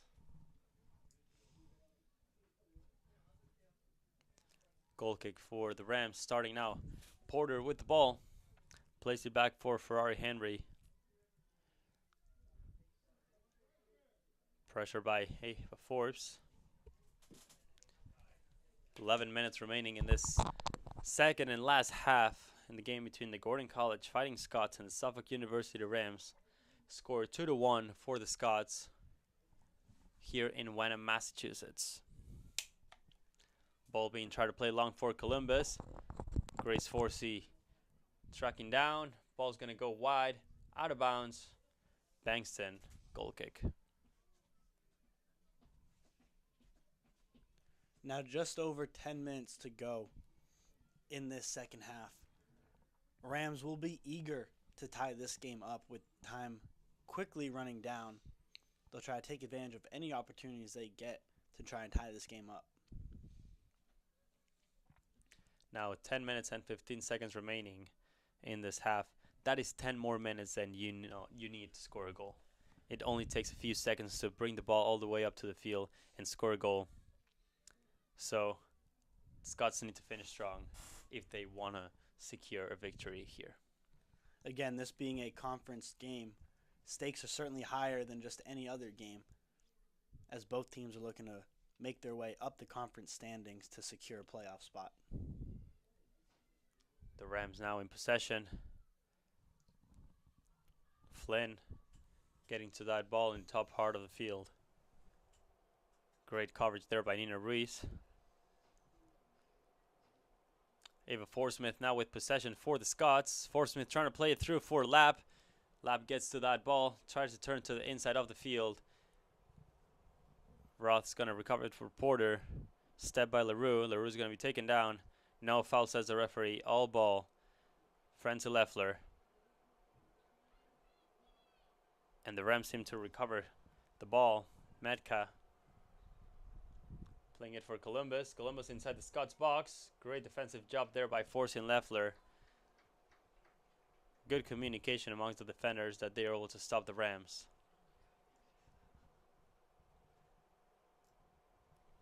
Giovanni trying to put the ball in play. Plays it for Columbus. Short. Columbus being tracked down by Forsey. Columbus being forced to kick the ball out of bounds. Some contact there with Forsey. And Giovanni's going to have another throw in. Great step by Liana Henley. Hard. Forbes now for the Scots. Lap. Ruiz. And that ball's going to go long for Porter to receive in her own half.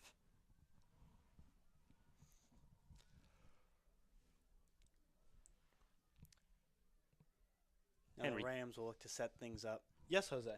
Do you think the Scots are putting a lot of pressure on the Rams, and they're like definitely, I'd say, having more possession in this past 5 minutes?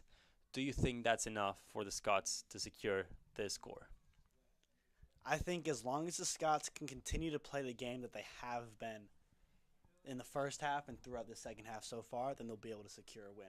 I think in times like this when the Scots are certainly going to want to play more of a defensive game, right? Mm-hmm. They're going to want to keep the ball out of their own net to keep this score at 2-1.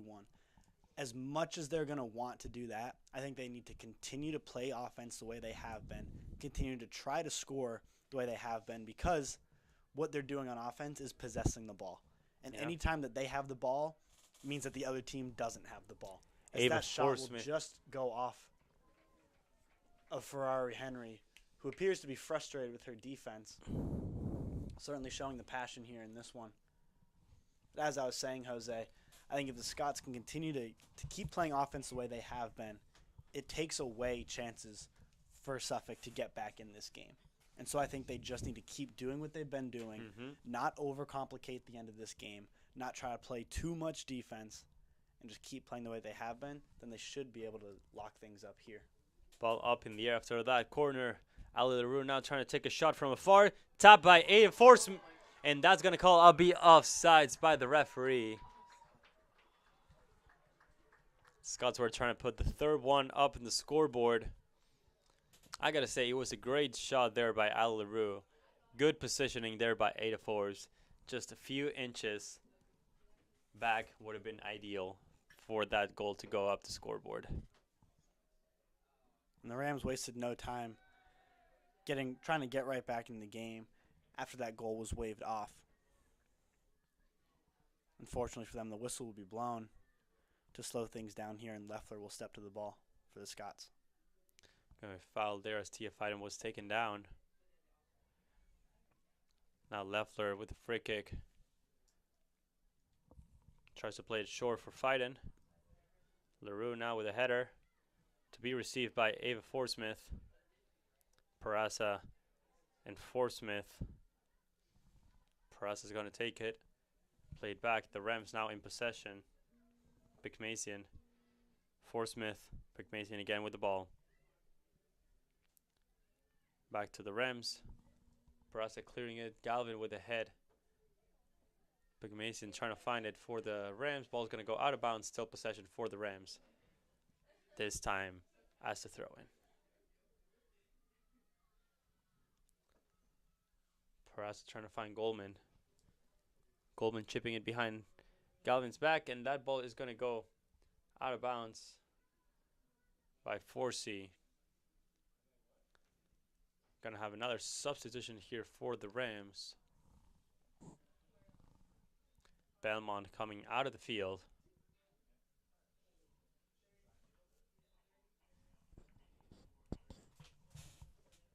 Throw in for the Rams now. Duggan's going to be the one coming into the field for Belmont. Ada Force now with the ball. Pass it for Lap. Lap with space. Lap passing it for Fiden. Fiden with the touch. Fiden unable to find Lap again. Ball's passed back. Long. And Roth is going to go long to allow the ball to get to Ferrari Henry's hands without the danger of having Ewan Lab running behind her. Ball play long for 4C. And the Rams still attempting to get to the Scots box. 4 minutes and 10 seconds remaining. Score 2-1 for Gordon. There's going to be a foul here on Ewan Lab. She caused Porter to trip.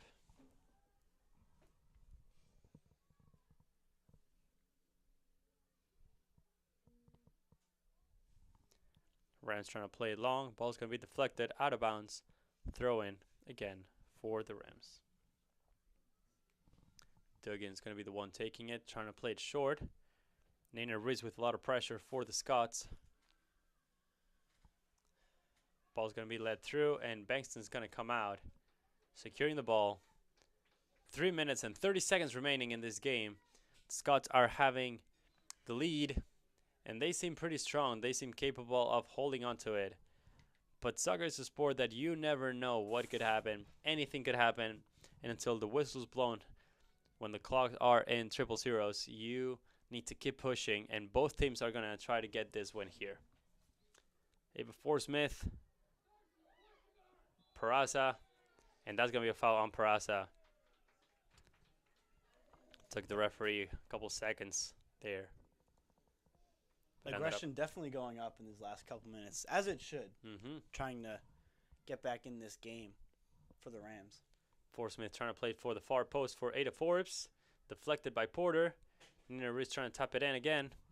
The Rams are going to manage to get that ball out. Hanley receiving, playing it for Forsey. Hanley. Tia fighting, trying to get it back for the Scots. Now Forsey stepping from the defense. Goldman trying to play long for Columbus. Columbus and Leffler. Leffler and Columbus. Goldman now. Ball out of bounds. Bankston's ball. And the Scots are happy. The Scots are relieved. Now just 2 minutes to go. And Bankston will slowly make her way to deliver this ball.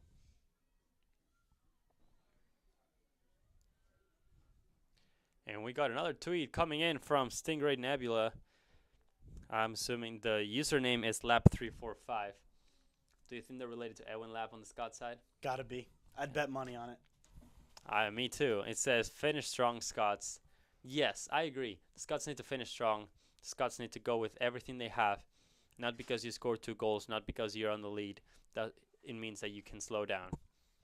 Scots have been playing strong, and I'm glad to see that none of them are slowing down. Right under 2 minutes now to go. And the Scots are still wanting this win. Bit of miscommunication there between Lab and Fiden. Ball for the Rams. Pereza now with the ball. Ball will go off the head of Forbes Smith, and the Rams will continue to work their way down the field. Now stolen by Forbes Smith. She'll play it up for Forbes in a race for possession of the ball. Now back to Forbes Smith. Forbes Smith takes up the sideline herself, rolls it to the far corner.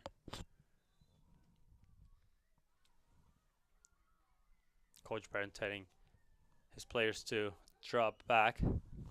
The Rams got 30 seconds remaining. There was an offsides call there.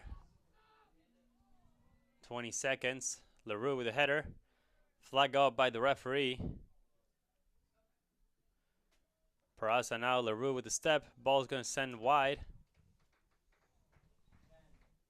And just 10 seconds.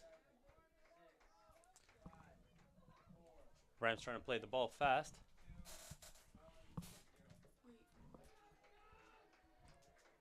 And that's going to be the end of the game between the Gordon College Fighting Scots and the Suffolk University Rams. To somewhat a confusing ending for both teams, as there were some calls that were being made.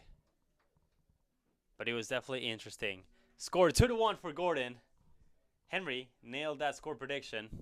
Absolutely, I did. I'm pretty proud of that one. Yeah. 2-1, I called it. Great job by both teams here.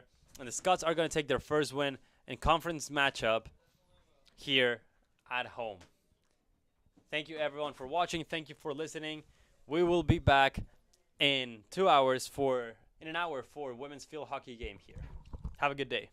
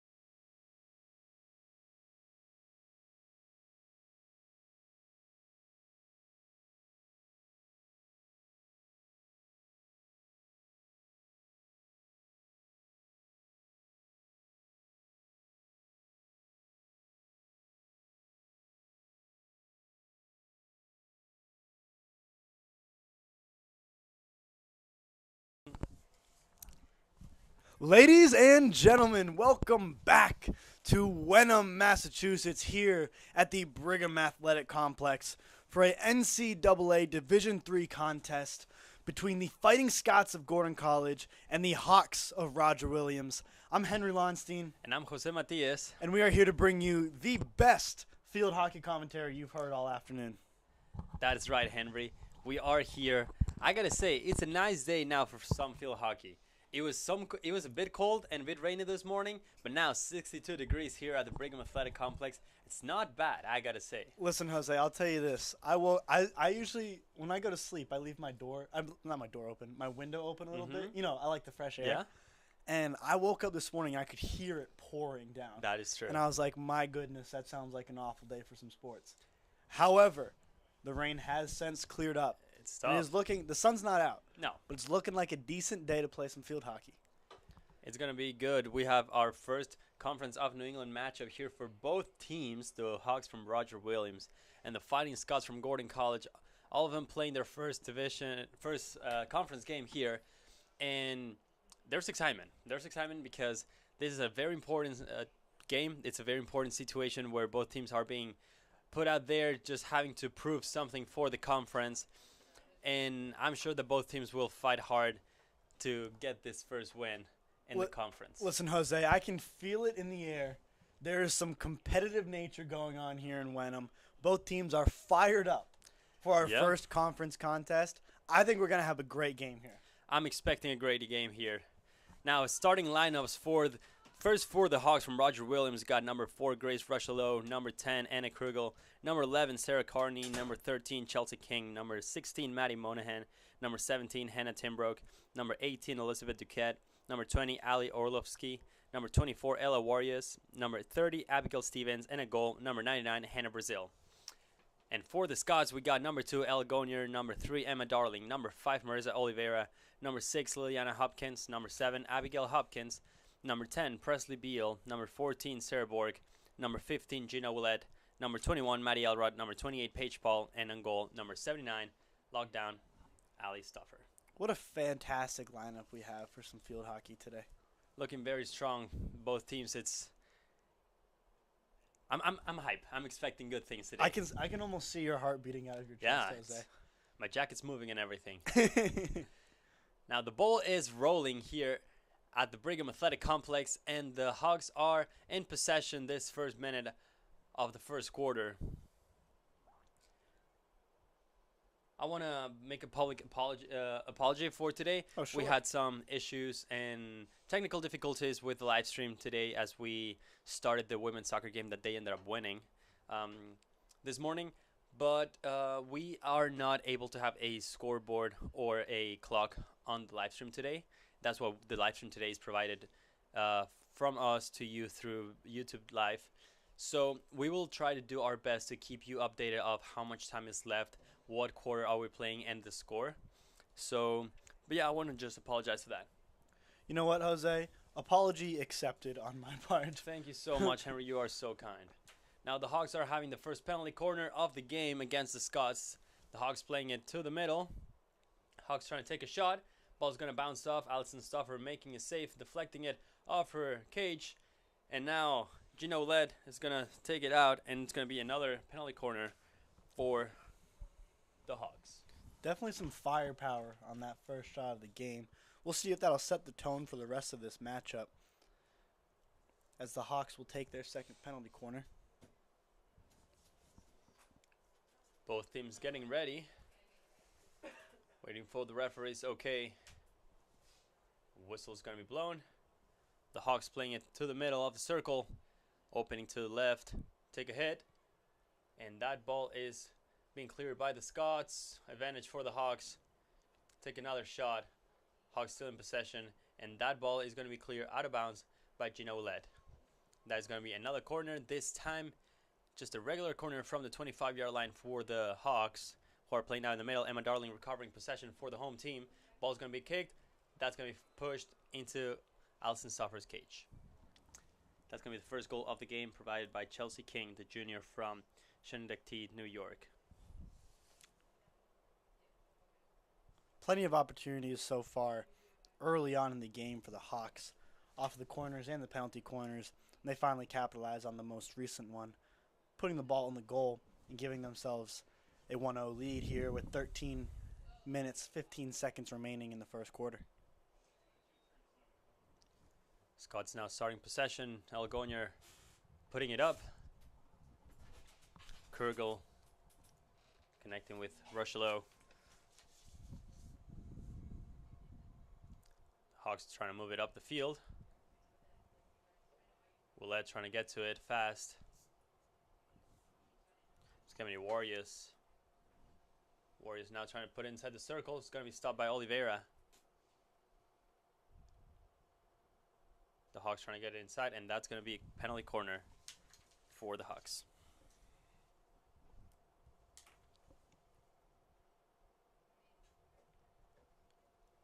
Hawks will huddle up and decide what the game plan is to attempt this penalty corner. It'll be number 13, Chelsea King, on the delivery.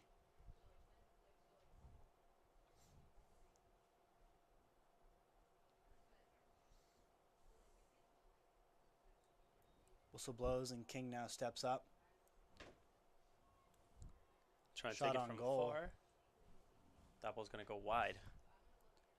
That'll go wide, and the Hawks fail to capitalize on that penalty corner, giving possession to the Scots.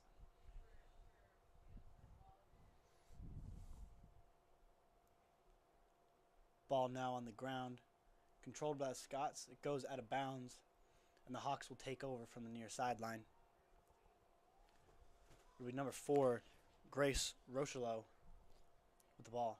Rocheleau now trying to get past Paul and Beal. Emma Darling receiving the ball for the Scots, connecting up there with Beal. Ball's going to get stolen there by the Hawks. Krugel trying to put it inside the circle. Darling's going to be taken down. And now Darling's moving the ball. Beal unable to connect with Paul. Ball is going to go out of bounds. Possession for the Hawks.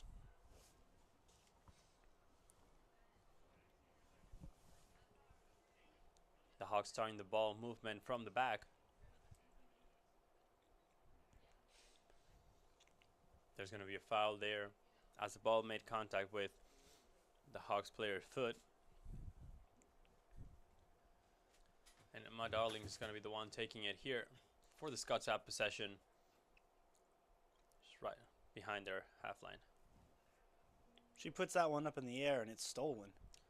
I was going to say great interception there by the Hawks. That was athletic. That was certainly athletic. To be able to track that ball from so high up. Yeah, especially the ball is not big. The stick is not thick. You just got to know how to measure, know where the ball is, and just put it down like that. I got to say, it's complicated to do that, so that's impressive. Stauffer now on the ground looking to make the save. The ball will roll out of bounds. It's going to be possession here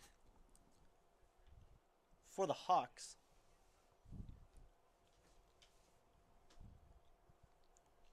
As they'll have the control the ball up top. Shot will go just wide of the net. It'll go wide right out of bounds. Scots take over. It'll be Elrod calling for the ball.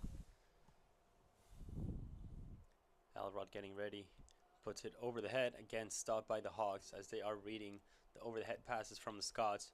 Stauffer coming out of goal. That's going to be pushed to the back of the net. And that's going to be, once again, Chelsea King with a goal for the Hawks.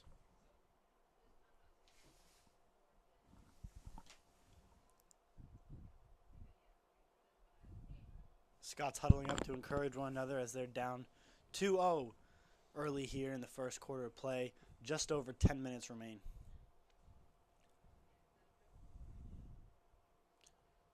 Getting ready for start of the play here. Ball's going to bounce off Duquette. And the Hawks are going to have the ball.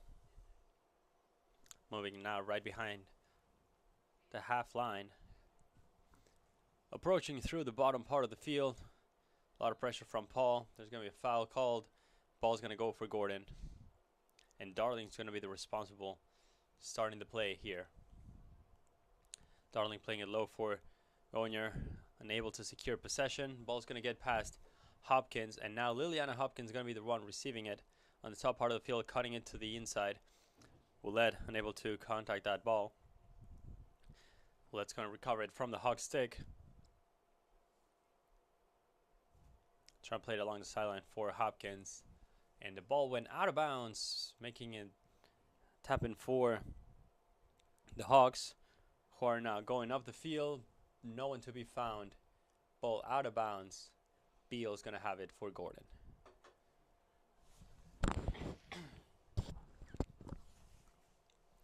Beal trying to find one of her open teammates.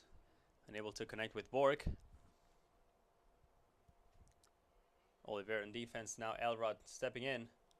Ball's going to pass through. No one to get a touch on that ball. It's going to go outside the circle, out of bounds. Hawks starting again from the top part of the field this time. Great defense there by Bork and Gonyer. Gonyer getting it back for the Scots. Gonyer now on the run. Looking to do it herself as she'll make her way up the sideline. Gonyer going up. Put a bit. That ball might have been a bit too long. Unable to get to it. Ball went out of bounds. And the Hawks are going to start from their own 16. Trying to play it over the head. Bork setting it down. There's going to be a foul there on Bork. Ball contact to her foot. And that ball's going to go out of bounds after the Hawks. Carney was not able to connect with one of her teammates. Oliveira is going to start here for Gordon. Try to play along the sideline. Unable to get to Beal. Darling trying to get back for the Scots. Now Willett on defense. And Darling's going to get it. But there's going to be a whistle blown foul. Possession still for the Hawks. Another foul possession still for the Hawks. Rushlow trying to play it over the head. Foul for Gordon. Darling, possession. Scott's unable to get that pass over the head against the Hawks. Certainly a pass that you would think would have a high percentage. Hawks, unfortunately, just continue to jump up and intercept that ball. Yeah, 4 passes that the Scots have attempted to play over the head. 4 passes that the Hawks have stopped.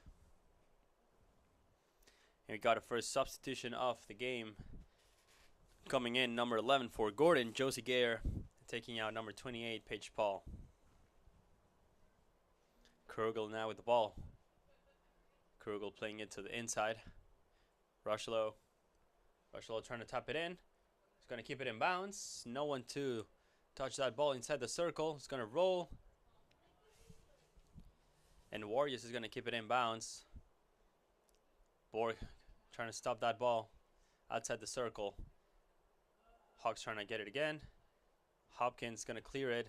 Hawks receiving it outside. A lot of pressure from the Hawks this time. There's going to be some contact there with the stick, and that's going to be possession for Gordon College as the referee marks a foul. Elrod wanting a ball there.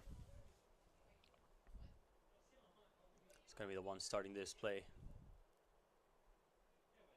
Elrod opening left for Liliana Hopkins. Gets the ball stolen by King.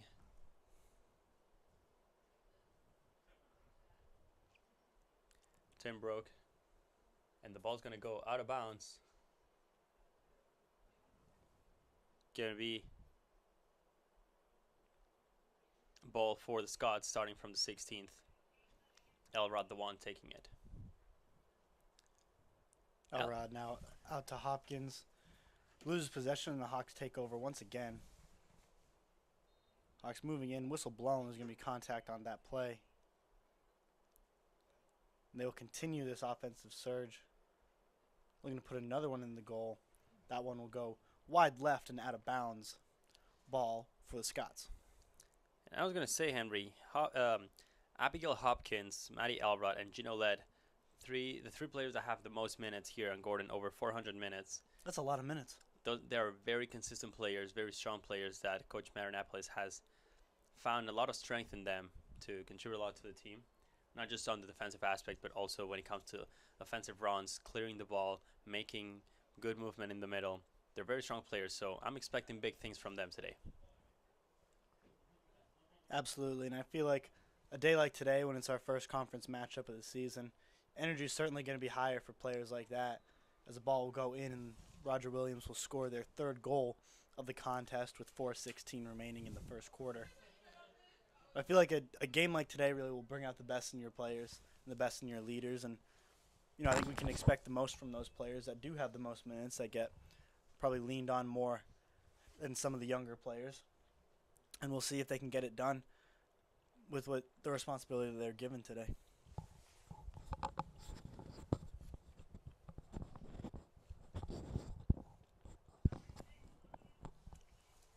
Substitutions now for Gordon. Abigail Hopkins coming in for Presley Beal. And 2 substitutions on the Hawks side. Got number 28, Flanagan, coming in alongside number 6, Caroline Freeman. Hawks now on the run. Going to be stopped by Oliveira. A foul there.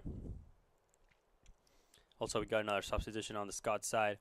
Rachel Corwin coming in, the sophomore from Westford, Massachusetts. And this time the ball is going to go out of bounds. The Scots are going to have the opportunity to start this possession here from 16.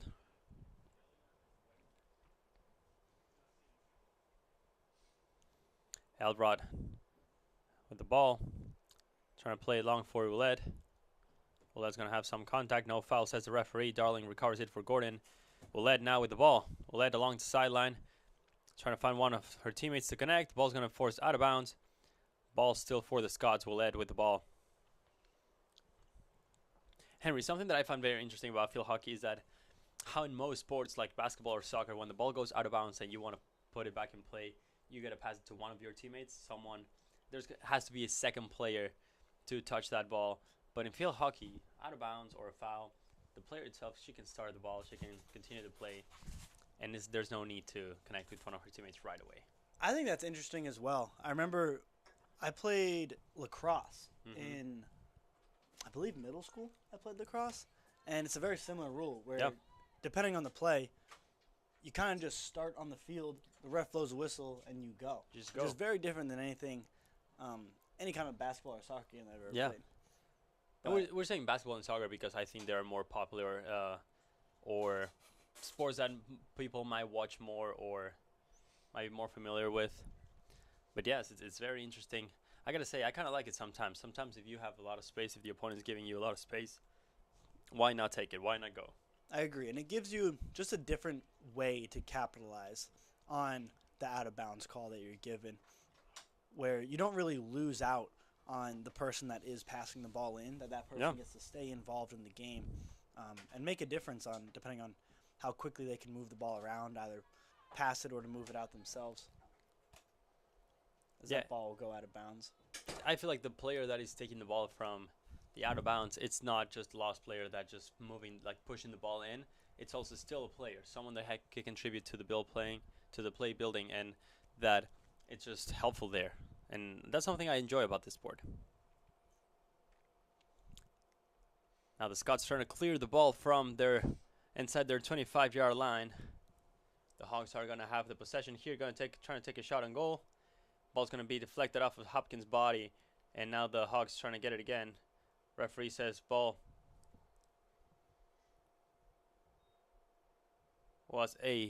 there was contact, that ball with Darling's foot, to what's going to be the fourth corner of the game for the Roger Williams Hawks. Now we got 1 minute and 12 seconds remaining in this first quarter. Score of 3-0 for the visitors from Rhode Island.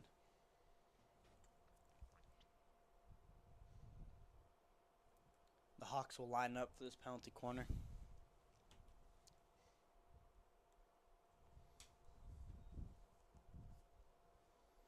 Ball's played short.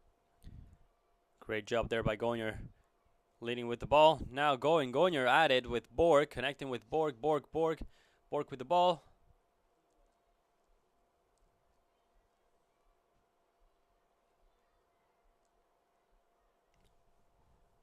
Borg now Getting it inbounds, trying to connect with Paul in top part of the field, and the Scots are on the offense inside the 25-yard line for the Hawks. The Hawks recovering possession there. It's going to be intercepted there by Sarah Borg. The Hawks recovering it again. A lot of pressure coming in from Gordon. Darling. And now the Hawks are on the run. Sheldon now with the ball. Tracked down by Hopkins. Oliveira receiving it. Oliveira trying to keep it inbounds. Does a great job now in between the Sheldon's legs. The Hawks are still with the ball. Ball out of bounds. And that is going to be a corner for the Hawks. Clock will trickle down in the first quarter here as we hit under 5 seconds. The Hawks will try to make something happen. 1 second to go. The horn will sound. Ladies and gentlemen, we'll head into the second quarter with a score 3-0 in favor of the Hawks over your Gordon College Fighting Scots. We'll be right back in 2 minutes.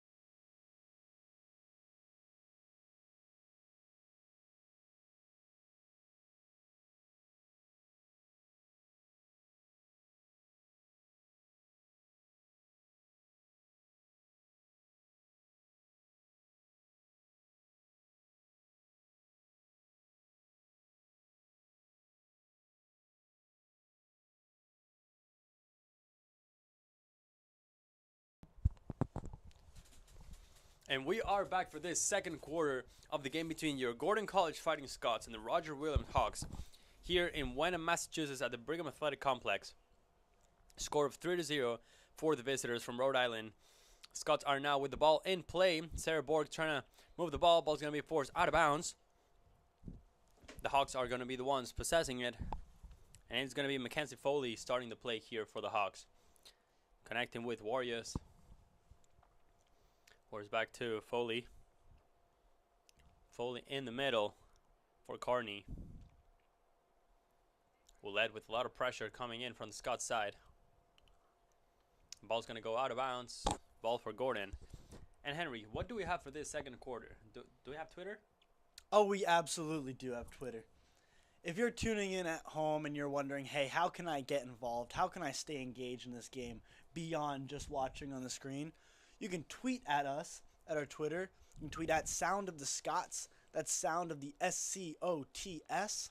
We will read all of the tweets that are tweeted at us live.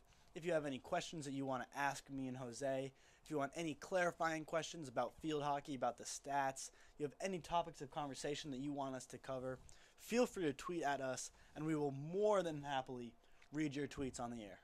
Yeah, so tweet at us at Son of the Scots, Son of the SCOTS. While you do that, the Hawks are going to be in possession of the ball here, approaching through the right side of the circle, trying to get the ball in bounds, stay it in. Elrod clearing it. There's going to be some foot contact, and that's going to be a corner this time for the Hawks.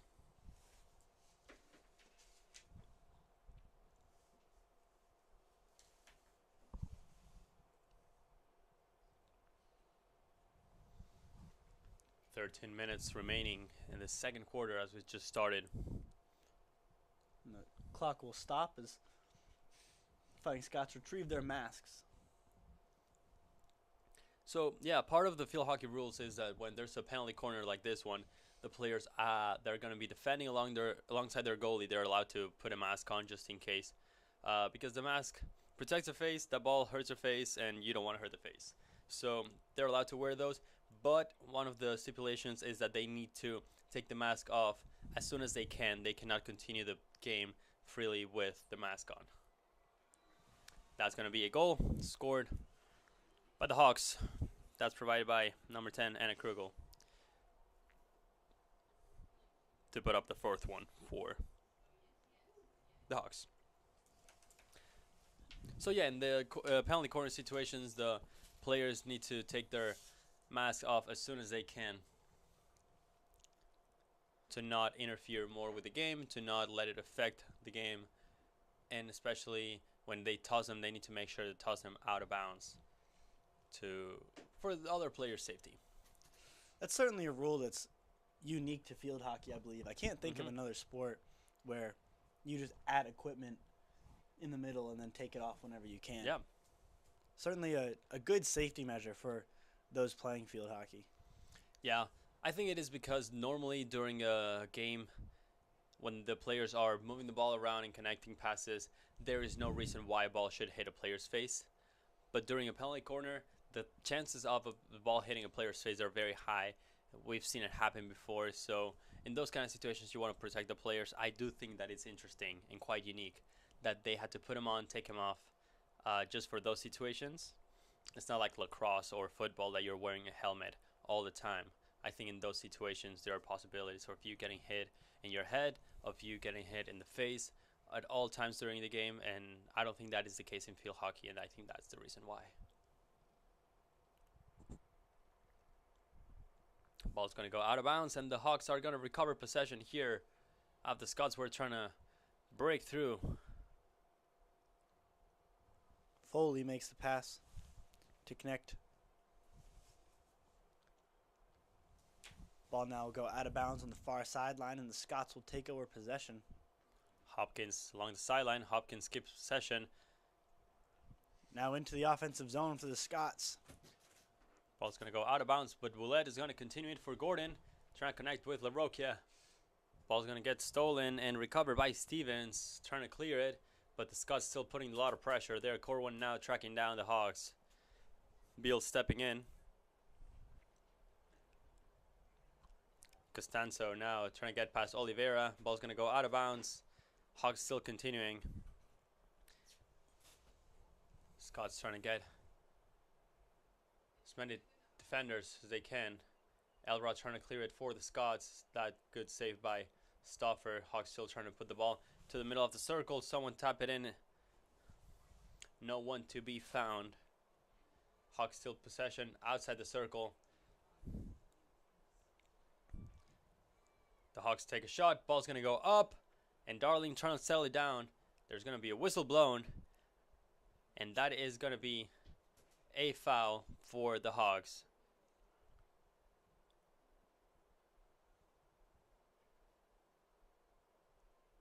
Hawks will take over now. Ball being played into the middle.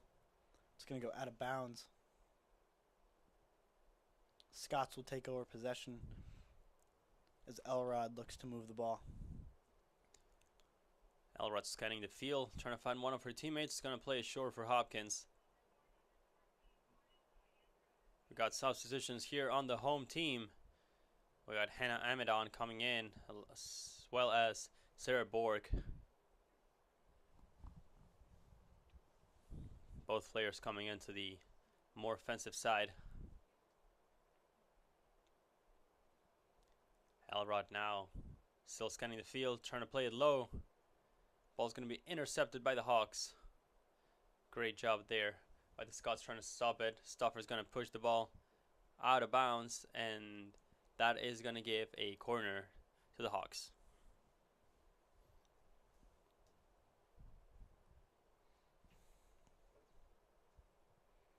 Hawks trying to start the play. Is going to be from the 25.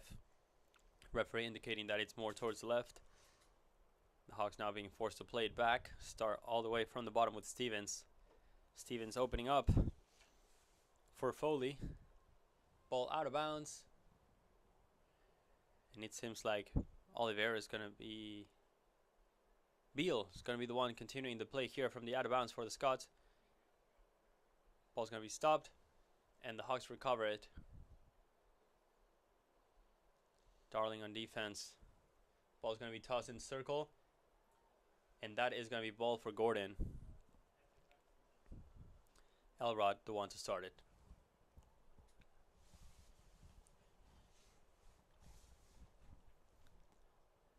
So for those of you who are watching from home, the ball did go into the cage of Gordon.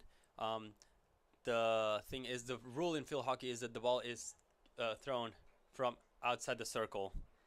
That doesn't count as a goal. Now the Hawks just scored their 5th goal. That was Grace Rushello, the junior from West Hartford, Connecticut. But when the ball it is thrown, hit, pushed from outside the wide line circle, that doesn't count towards the scoreboard, and it just automatically goes to the other team. Someone has to tap it in. It doesn't have to be a complete throw, but just someone to tap it in inside the circle, someone that makes a slight contact that immediately makes the ball count towards a goal. Scott's now in possession. Willett dribbling, getting past her defenders, doing a great job and able to find Hopkins on that one. The Hawks starting the back. Stevens for Foley. Scott's trying to intercept the possession. Borg. Sheldon now for the Hawks, playing it in the middle.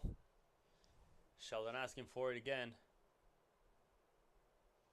Someone to receive that ball, no one to find it. Stoffer stepping in. Going to be a corner. Ball from the 25. Referee is going to revert, going to call that just a foul for the Scots. Elrod starting it with Hopkins. Liliana Hopkins receives a foul and still keeps possession. Along the sideline, out of bounds. Ball still for the Scots. Liliana Hopkins. Trying to play it in the middle for Willett. Willett getting the ball stolen. Good step there by Bork, recovering it for the Scots. Willett with the ball again. Willett cutting it to the inside. Getting her ball, like the possession, taken by Elizabeth Duquette. Duquette going up. Being tracked down by MJ LaRocchia. Ball out of bounds. End line. Scott's possession here. Jose, with just about 6.5 minutes to go in the second quarter, Scots are down 5-0. What do you think they have to do to get back in this game before making some adjustments at halftime? If I'm honest, Henry, I don't think the scoreboard reflects 100% what we're seeing on the field. The Scots are having great possession. They're having good passes. They're connecting. They're able to get to the offensive half of the field. I just think the Scots need to believe it. When they get into the offensive half of the field, they need to acknowledge we are on offense now. We are running. And once they get there, and once they get into that mentality and they know where they are, I think they're going to be able to capitalize some opportunities to get inside the circle, to potentially get some penalty corners, and I believe goals. Well said. I believe it's certainly important to get shots on goal. I think, obviously, to be able to get a goal, you have to be able to put a shot on goal. Yep. And I think that's exactly what the Scots are going to be looking for here. I'd love to see them be able to get one in by halftime just to kind of spark the offense. get some excitement building going into the second half. But it's important for the Scots to be able to get down into the offensive zone, put a shot on goal, and give themselves a chance. I agree. I think the confidence when you get into the offensive half of the field or even inside the opponent's 25, it's necessary and fundamental in order to continue those runs. If you don't believe it, if you don't keep pushing, if you slow down when you get there, it's very complicated to get it all the way to the end.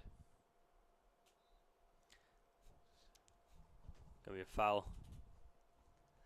And we have our first tweet of the afternoon coming in. Jose, I'm excited about it, and I know you are too. This one's coming in from Jimmy, who says, "Great job announcing the game. You guys are doing great." Thank you so much, Mr. Jimmy. Thank you for tweeting. And thank you for watching, honestly. We are so happy to do this. And, I mean, we're supporting the Scots here. It's always fun. But also talking about the Hawks game, talking about the conference, how this is going to turn out. So, yeah, thank you so much. Thank you so much for watching. Yeah, we definitely do appreciate the incoming tweets. Jose and I can never see how many people are watching or if anybody's watching at all. Not that it would change how we do our commentary. No. But it is awesome to hear when people are listening in and are staying tuned in to the commentary and to the game.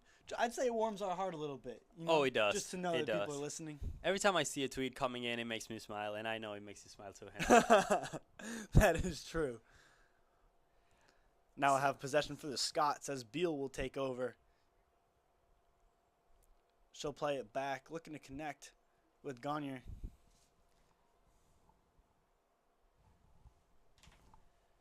Hawks now putting the ball inside the circle. That's going to hit. And dangerous movement of the stick. The Scots are going to get possession. Oliveira is going to be the one started here.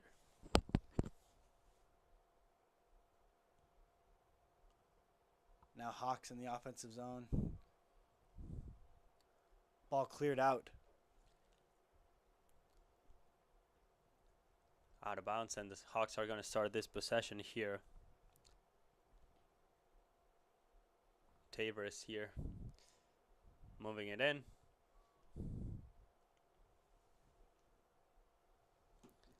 The Hawks, who seem very strong, they're now in their moment, trying to get it in.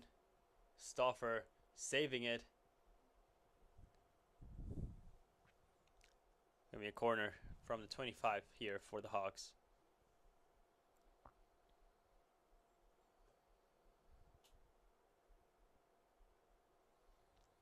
The Hawks still trying to get inside the Scots 25-yard line. Having some trouble here with Kai's pressure. Hawks trying to take a shot from afar. No one to find that ball. And that is going to go for Gordon. Elrod claiming it, starting it. Gordon ball.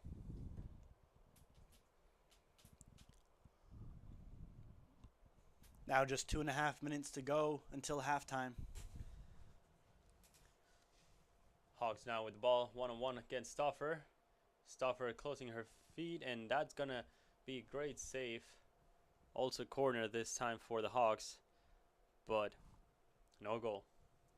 Now, despite what the scoreboard may say, Stauffer, I think, has done an excellent job so far in this game.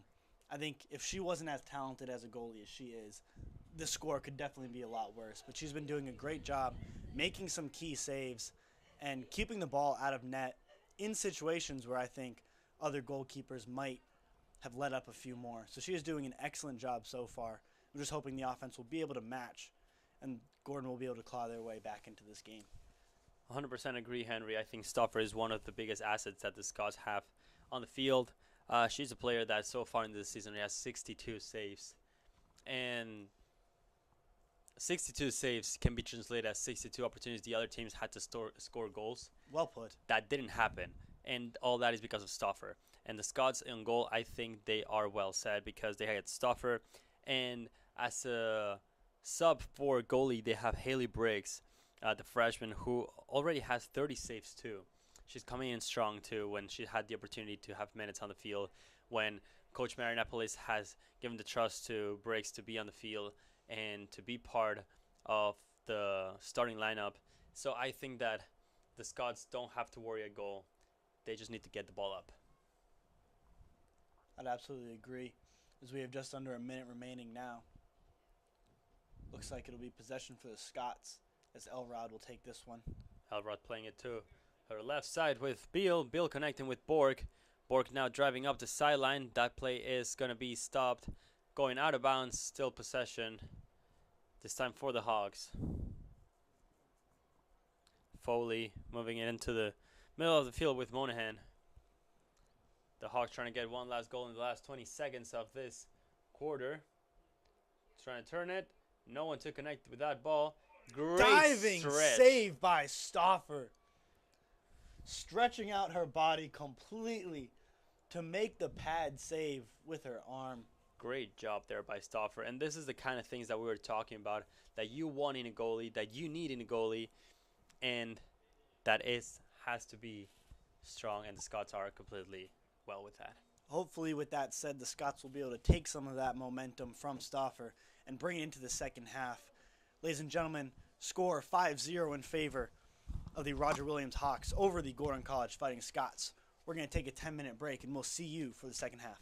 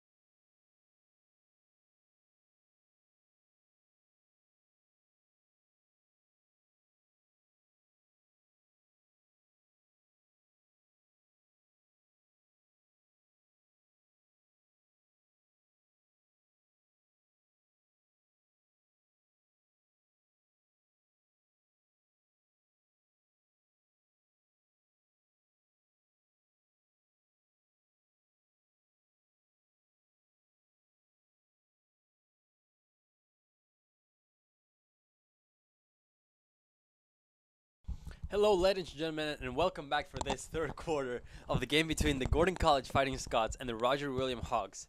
Here at the Brigham Athletic Complex, score 5-0 favorable for the visitors from Rhode Island. Ball is rolling, and the Hawks are in possession. Now, Jose, Henry. if there's one thing about me, it's that I'm fired up for a second half of field hockey. Me too. We've had an excellent game so far. Roger Williams certainly dominating on the scoreboard, putting up 5 goals in the first half. They have shown off their offensive excellence as we've seen it. However, we have seen some excellent goalkeeping from Stauffer in net for the Scots, laying out for some saves.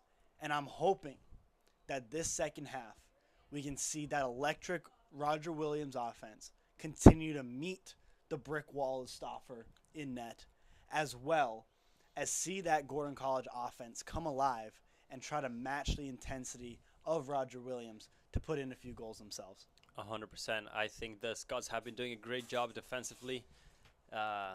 Again, that might not be reflected on the scoreboard, but the Scots have always been very strong in that aspect. But I think especially today they've been doing a great job at connecting passes on the offensive part of the game. They've been able to clear the ball, go out, and build some plays. And I think that if the Scots are able to utilize those plays, utilize those situations, they're going to be able to get very close to the Hawks' goal, leading potential to a goal. And I would love to see that. Going to be a whistle blown, and the possession is going to shift here for the Hawks. Ali Orlovsky playing it back for Stevens. Stevens behind the half line, connecting on the top part of the field. Possession stolen by Bork, and the Hawks recovering it. Orlovsky opening up for Warriors. Warriors back to Orlovsky, back to Stevens. Stevens playing it long, unable to connect with Foley. Ball's going to go out of bounds, and Beal's going to start it here for the Scots.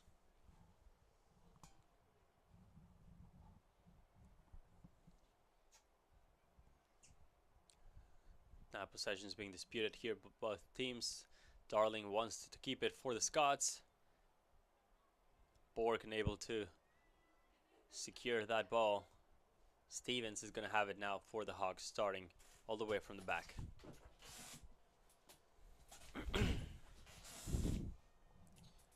Hopkins now leaving the ball for Roulette.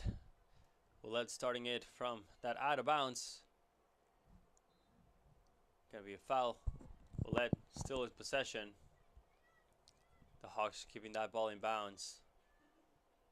Roulette tracking down.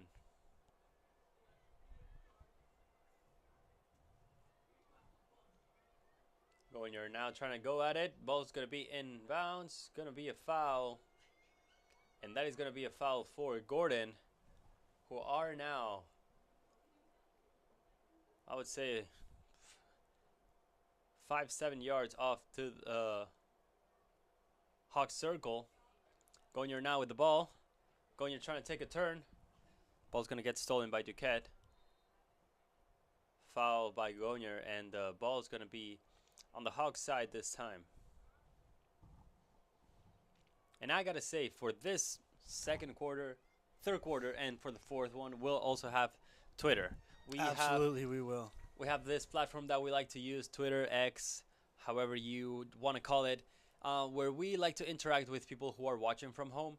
You don't necessarily have to be a Gordon fan. If you're, in this case, if you're a Roger Williams fan, we also want to know what you have to say. We want to read you. If you have any comments about the game or not, if you have any shout-outs to players on the field, off the field, if you're a Gordon alumni, if you're a Roger Williams alumni, if you are a student, friend, or family at any of the colleges involved in the games here, we want to hear from you. We want to read you. Let us know where you're watching from, any comments that you have at Sound of the Scots, Sound of the SCOTS. Now Hawks with possession, moving their way up the far sideline. Ball go out of bounds. Still possession for the Hawks. And just as I was mentioning the Twitter, I want to read 2 more tweets that we got in. Please do. One of them says, "Watching from Pennsylvania, let's go number 10." If I'm honest, I'm a bit confused as what team is cheering for. But honestly, go number 10, Presley Beal, go number 10, Anna Krugel, both number 10s, supporting them, cheering for them. They're doing great out there. So I'm going to do some detective work here. We Okay. said that's watching from Pennsylvania. If you look at our roster here, it says number 10, Presley Beal, sophomore from Gordon, from Spring Grove, Pennsylvania. So, listen, I'm no Einstein, but I'm going to make the guess that that's rooting for Presley Beal, all right, who has Sherlock. had an excellent game so far, I might add. I love that detective. Doing a great job there, I think. I mean, I do what I can to help support. no, if I'm honest, I'm like impressed because I could have seen that, but Sure. I didn't. So And that's why we do this job together, Yeah. Jose. It's Thank you, not Henry. just you. It's not just me. It's a joint effort here. yeah, thank you so much for tweeting. Thank you. Shout out to Presley Beal, number 10 on Gordon's side. And there's another tweet coming in from Jimmy. Says she has got to be a lock for all conference. Gordon goalie. I agree. She's got my vote. I agree. Yeah. I'm also a Gordon fan, so I Yeah. might be a little biased, but she's Yeah. got my vote. Yeah, for those of you who are watching, Henry and I are biased. We are Gordon students, Gordon fans. 100%. We always want the Scots to win. We always support Gordon. And if you notice that in any of our comments, in anything that we say, in any words that we choose to say, just know that there's bias. We don't try to hide it. We don't try to be like neutral. We try to be objective. We try to recognize what's being done well on both teams. We're always going to mention things that are good relating to the sport, things that are going to contribute to the game and its narration. But yeah, just don't be surprised if you hear us say that unfortunately the other team scored. We are certainly big Gordon fans. We are.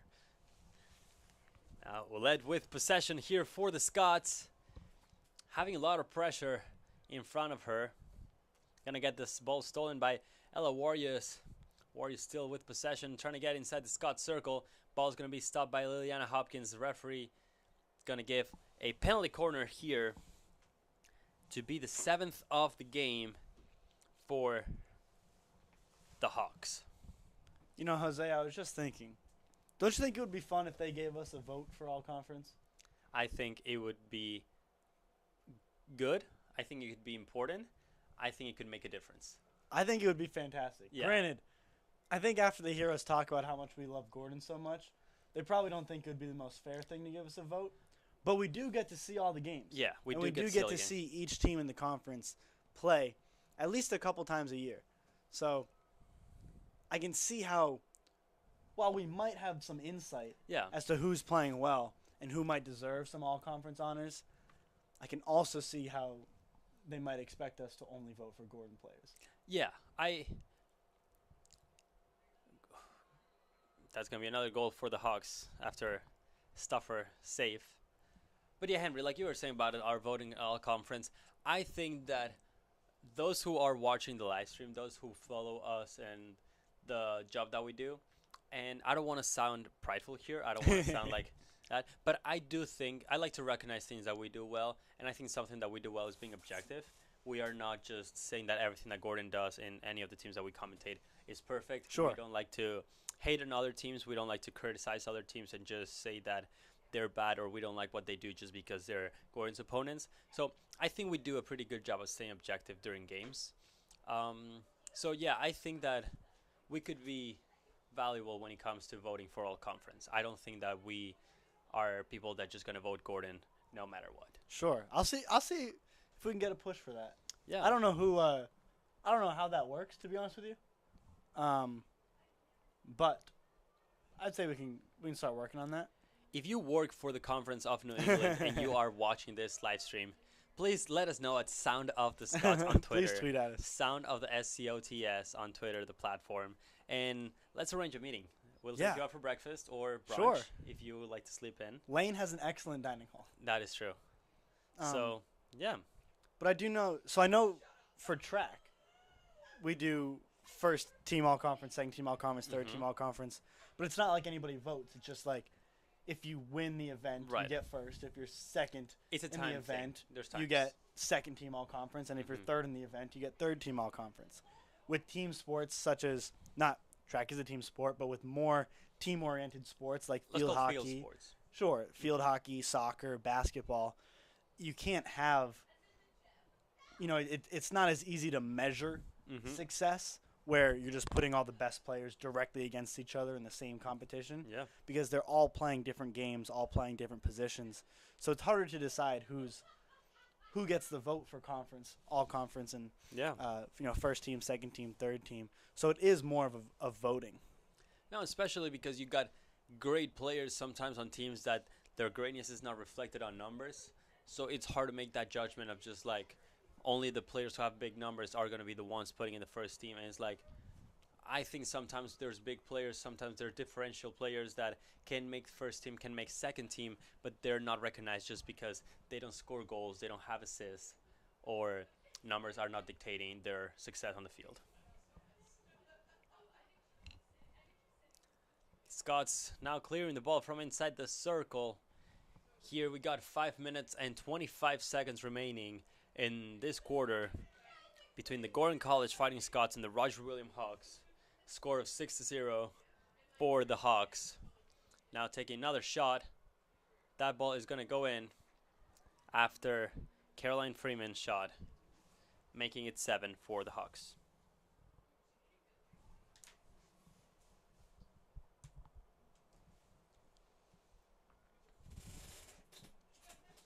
And on another news, if you are watching this game and you're just like Gordon Sports, Henry and I will. No, wait, Henry. I might be commentating tonight's men's soccer. You will be commentating men's soccer Yes. tonight. I will not be, unfortunately. Unfortunately. But yeah, tonight, men's soccer team plays at 7 p.m. against Suffolk, their first conference game. So if you enjoy Gordon Sports, if you just want to have entertaining time, honestly, tune in at 7 p.m. The live stream will be provided on Gordon Athletics website. So yeah, It's a great thing, even just to throw on in the background yeah. If while you're having dinner. we got a tweet before the women's soccer game had a game at 12 p.m. We got a tweet coming in that said that one of the players' mom was just watching the game or had it in the background while she was making lunch. I love that.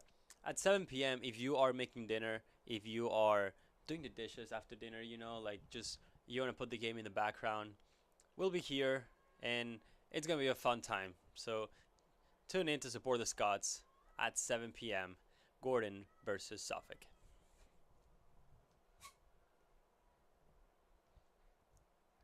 Now Hawks with the ball on their own end of the field. Moving up the near sideline. Be Hopkins on the defensive making that stop. She'll stay in pursuit as the ball goes out of bounds. Scott's key possession as the pass nearly connects with Hopkins. It's going to be stolen by Juarez. Now Hawks on the far sideline. They'll push the offense. Pass connects. Now played into the middle of the field. A diving save by Stauffer.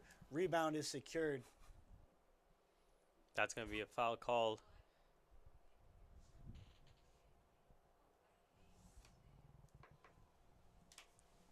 Stauffer with an excellent save before the foul, resulting in possession for her team.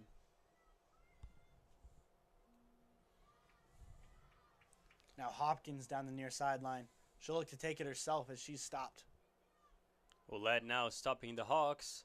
Hawks being forced and pressure to play inside their own 25-yard line. Great step by Beal. The Hawks recovering it here with Sheldon. Passing back. Warriors.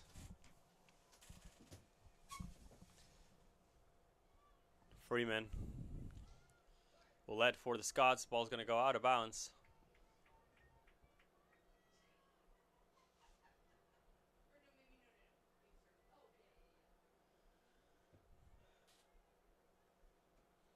Ball out of bounds again. Ouellette.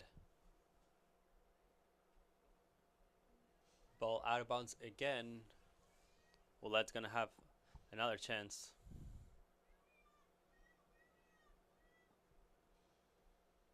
Oulette trying to pass it between the legs. And Katie Flanagan is getting hit all the time with that ball. This time it's going to be a foul. Oulette trying to pass it in the middle for Hopkins. Hawks recovering possession. Driving up the field now. Sheldon now with possession of the ball, facing Oliveira. Sheldon still in possession, trying to get inside the Scott's circle. Ball's going to go out, and that is going to be a corner for the Hawks.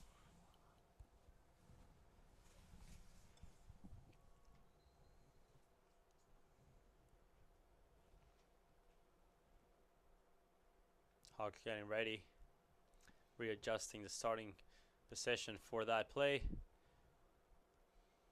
Hawks trying to get a shot inside the circle here.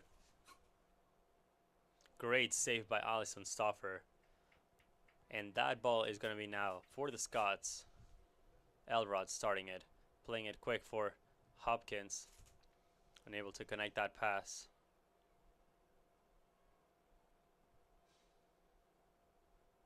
Tavris. Now to the middle of the field. Warriors playing it back. Ruth opening up. The Hawks are now almost inside the circle. Darling with possession. Great job there by Darling. Gonna be a whistle blown. Foul for the Hawks, who are playing it quick. 18 seconds remaining in the quarter. Score 7-0 for the Hawks. Scott now trying to defend this last 10 seconds. Stauffer with the save.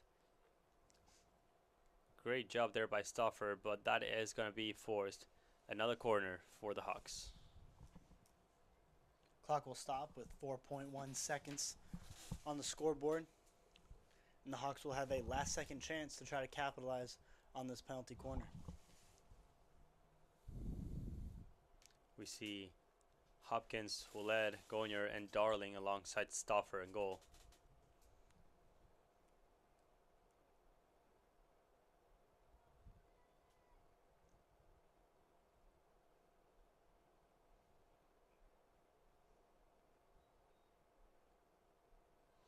Hawks playing it to the middle. And that is going to count a goal by Lily Tobin just as the buzzer went off at the end of the third quarter. We are going to take a quick 2-minute break, and we'll be back for the fourth and last quarter.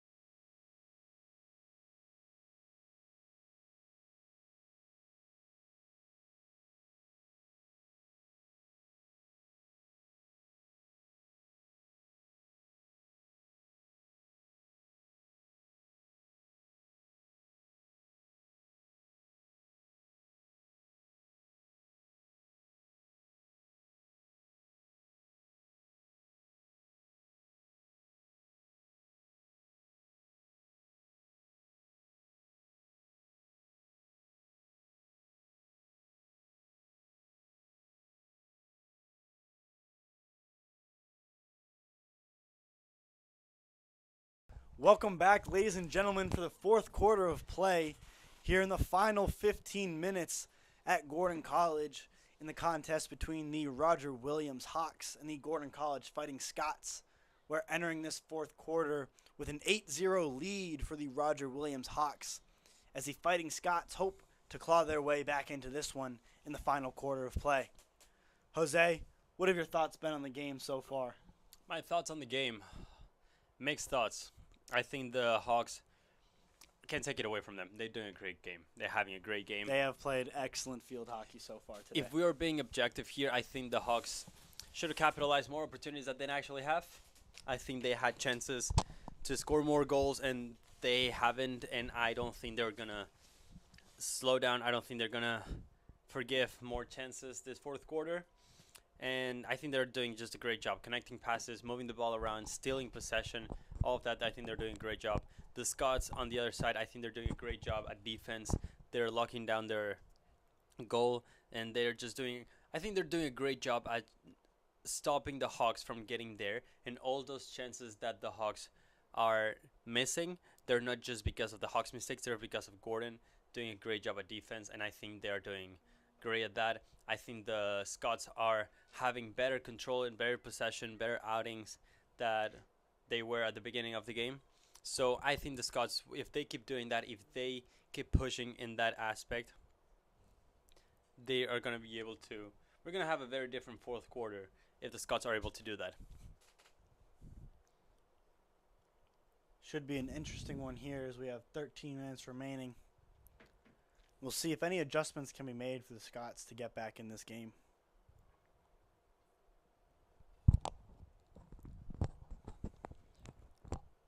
Whistle's going to be blown, and that is going to be a corner, penalty corner for the Hawks. 9th of the game. And as we do a quick summary of how the game's been, Hawks score 8-0. Half of those goals have been scored by Chelsea King. Dang. 4 goals by King in this game. 1 by Stevens. 1 by Rocheleau. 1 by Freeman. And 1, the last one, by Tobin. King having a day here. Absolutely. And I think sometimes Great diving save. Great dive by the Stauffer. athleticism, Jose. I feel like that. I don't know if that looked as impressive on the screen as it did in real life, but that was a great dive by Stauffer. And she's been making plays like that all afternoon. Yeah, I mean, the play was called foul still in possession for the Scots, but the fact that she was able to make that save before knowing that the play was going to be a foul, that's just impressive. And that is why Stauffer, I would call so far the MVP on the Scots side. Yeah, I think she's certainly been the highlight of the Scots' performance so far. Now fight for possession down. Inside the Scots circle, Darling trying to get it out. Hopkins now. The Hawks still trying to put a shot on goal. Ouellette clearing it. Another penalty corner for the Hawks as that ball made contact in Ouellette's foot. Now on Twitter, we got another tweet coming in from Jimmy saying, "Fun fact, guys. Warriors for the Hawks and Ouellette for Gordon were high school teammates on the Foxborough High School Warriors." Well, would you look at that? We've got a little reunion going on. Yeah. Now. That is, I think that's something like good to know. Yeah, absolutely. That's got to feel awesome. It probably feels weird. But it's got to feel awesome. You know, playing against a former teammate. Yeah, this is not just a game. You're seeing one of like a former teammate. I don't know if they were friends back in high school. They might have been not. But I think always seeing like someone from high school seeing it again and just getting reunited, it's a cool experience. A diving save by Stauffer with the pad. That's going to be a goal. Hawks will capitalize on the rebound to make it 9-0. Anna Krugel scoring goal here. But yeah, reunion here at the Brigham Athletic Complex for Warriors and Ouellette. You think we'll get a jersey swap at the end of the game? I think they 100% will. I love jersey swaps. I Me think too. That's awesome. I'm a big fan. I like when professional athletes do it, when they get to just give jerseys away, trade it with other players. I agree. But I also think that at the collegiate level, not all players can do that. Not all players. Sure. You kind of just take school. the picture. Yeah, but the picture, I love it. I love the picture. Because, well, even when they do it, I'd say the NFL is most popular for jersey swaps. Yeah. But every time you do it, you owe a certain amount of money. Yeah. Because you have to pay. Your jersey is customized to you, Yeah. like size-wise and fit-wise and all that stuff. And that costs a amount of money to the team. So Exactly. And so your equipment manager has to buy a new jersey every time you give yours away. And they have to have it in time for the next time you need that color jersey. exactly. So they have to pay a certain amount of money. And it's more of a fine, really. Yeah. It's not like they're just covering the cost of their jersey. They're paying X amount of money for the inconvenience that they've caused the equipment team. Which So it's kind of interesting. I think it's funny that one of the coolest thing in the sport, it's also something that they're like the athletes are being penalized for. Oh, definitely. Definitely. And I think it's, yeah, because it's never really something you think about. You just assume, because they sell so many like replica jerseys Mhm. that you're like, oh, like surely they just make a bunch and have them on stock. But since the jersey is so custom to the player, it's not always the case. Going back to the field hockey game here, the Scots are doing a great job now staying on the offensive half of the field. Abby Hopkins putting the ball on goal before forcing Brazil to make a save. She had to stretch her foot there, kick it out of bounds. The Scott had a corner, and now the Hawks are trying to still play this possession, and they're going to do so, keeping the ball in bounds with Emma Sheldon. Ball's going to go out of bounds, ball for Gordon. Elrod starting it here.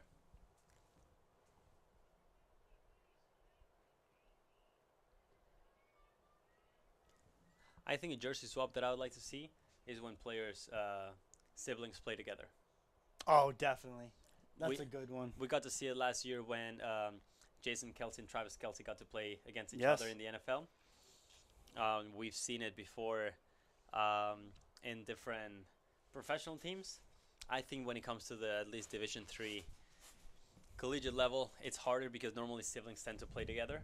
I think it's hard for siblings to play on different teams. And I mean, today the Scots, they have Abigail and Liliana Hopkins playing together. And it's hard to have a jersey swap there. But I think it's something that I would love to see at some point.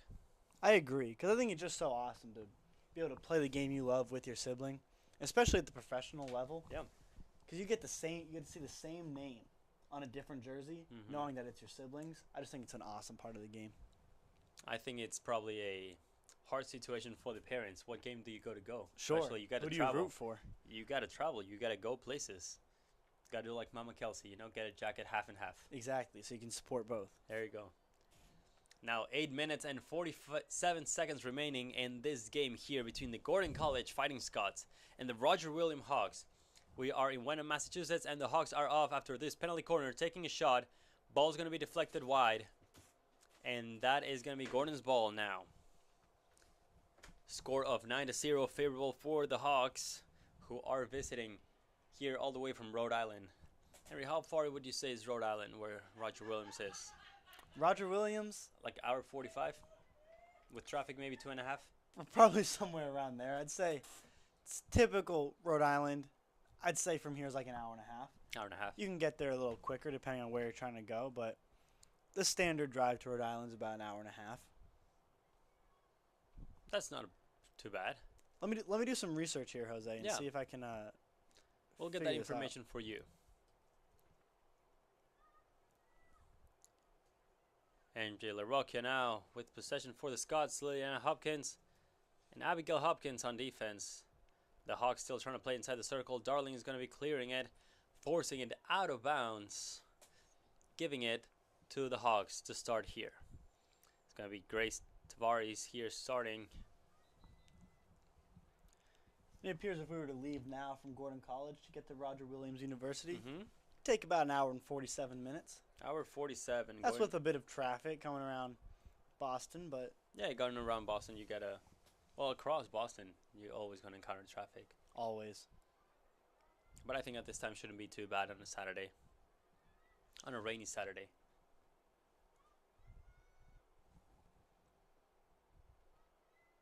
Now, if I was to go to Roger Williams, but I make a quick stop at the Cape, Henry, how long would that take me?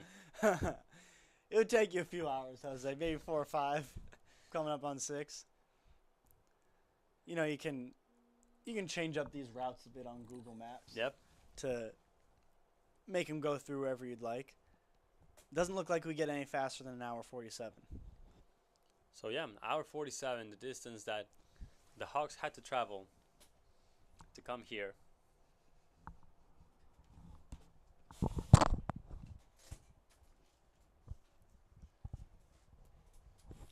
The Hawks who are now in possession of the ball.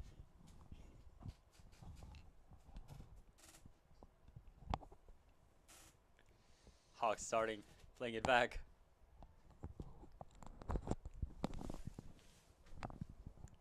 Opening up to the left part of the field. Elrod with the ball. Now just 6 minutes remaining in this fourth quarter of play. Score favors the Hawks 9-0 over the Fighting Scots.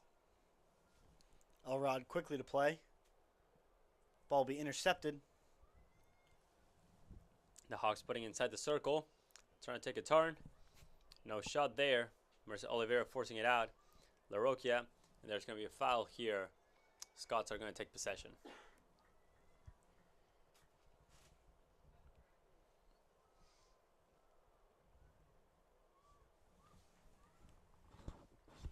Another whistle blown. This time the ball is going to go to the Hawks.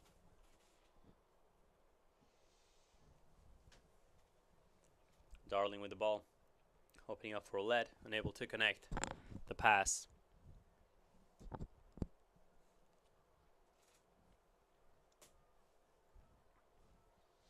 Ball's going to be played back to Stevens.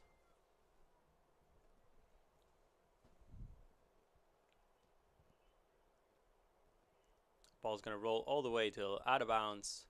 Scots are going to start from their own 16-yard line.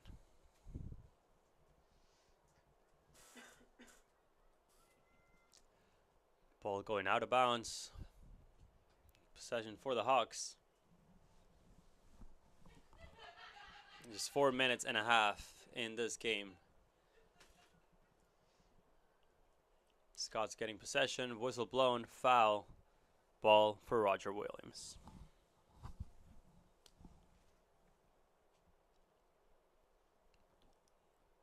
Just waiting for the referees. Okay, the Hawks are going to start playing it back. Stevens opening to the top part of the field. Unable to connect a good pass. Gonier is going to take it here for the Scots.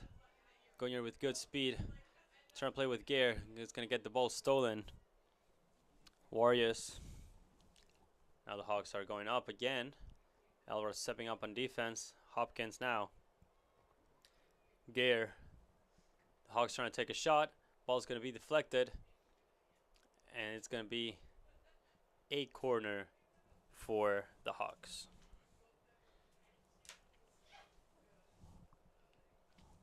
Hawks will see if they can add to their score total with this opportunity here late in the fourth quarter. It's 3 minutes and a half left. 3 minutes and a half of opportunities for both teams. Scott's getting ready inside their goal.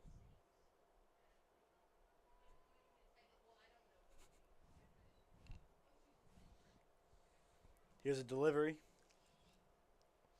Ball unable to be settled down. Gonier was on the run, trying to get aggressive there. Ball's going to bounce off. It's going to go out. Scott's ball.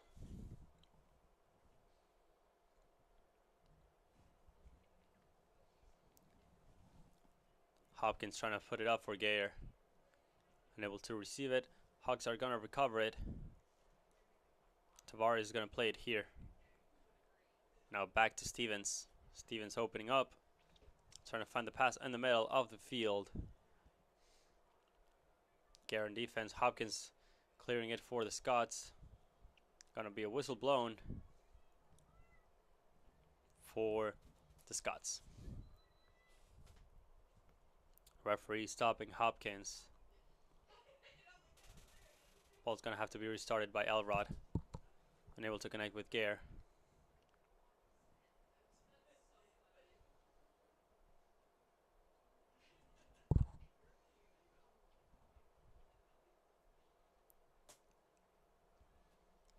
Gare in possession of the ball. Unable to get past her defender. The Hawks are gonna have the ball. Just 2 minutes and 10 seconds remaining in this game.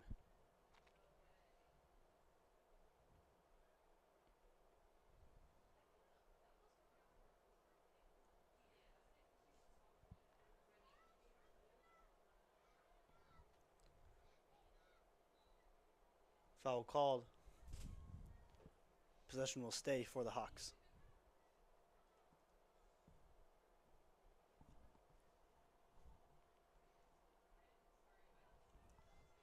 Ball's gonna with the ball. play through. Darling receiving it.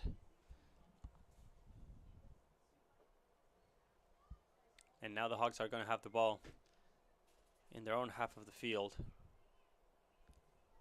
Opening it quickly. Good ball movement here by the Hawks, who are controlling possession. Scott's trying to clear it. Ball's going to be rolled. Deflected by Stauffer. Elrod on defense too. And that is going to be a corner after the ball made contact with Elrod's foot. 13th corner of the game for the Hawks.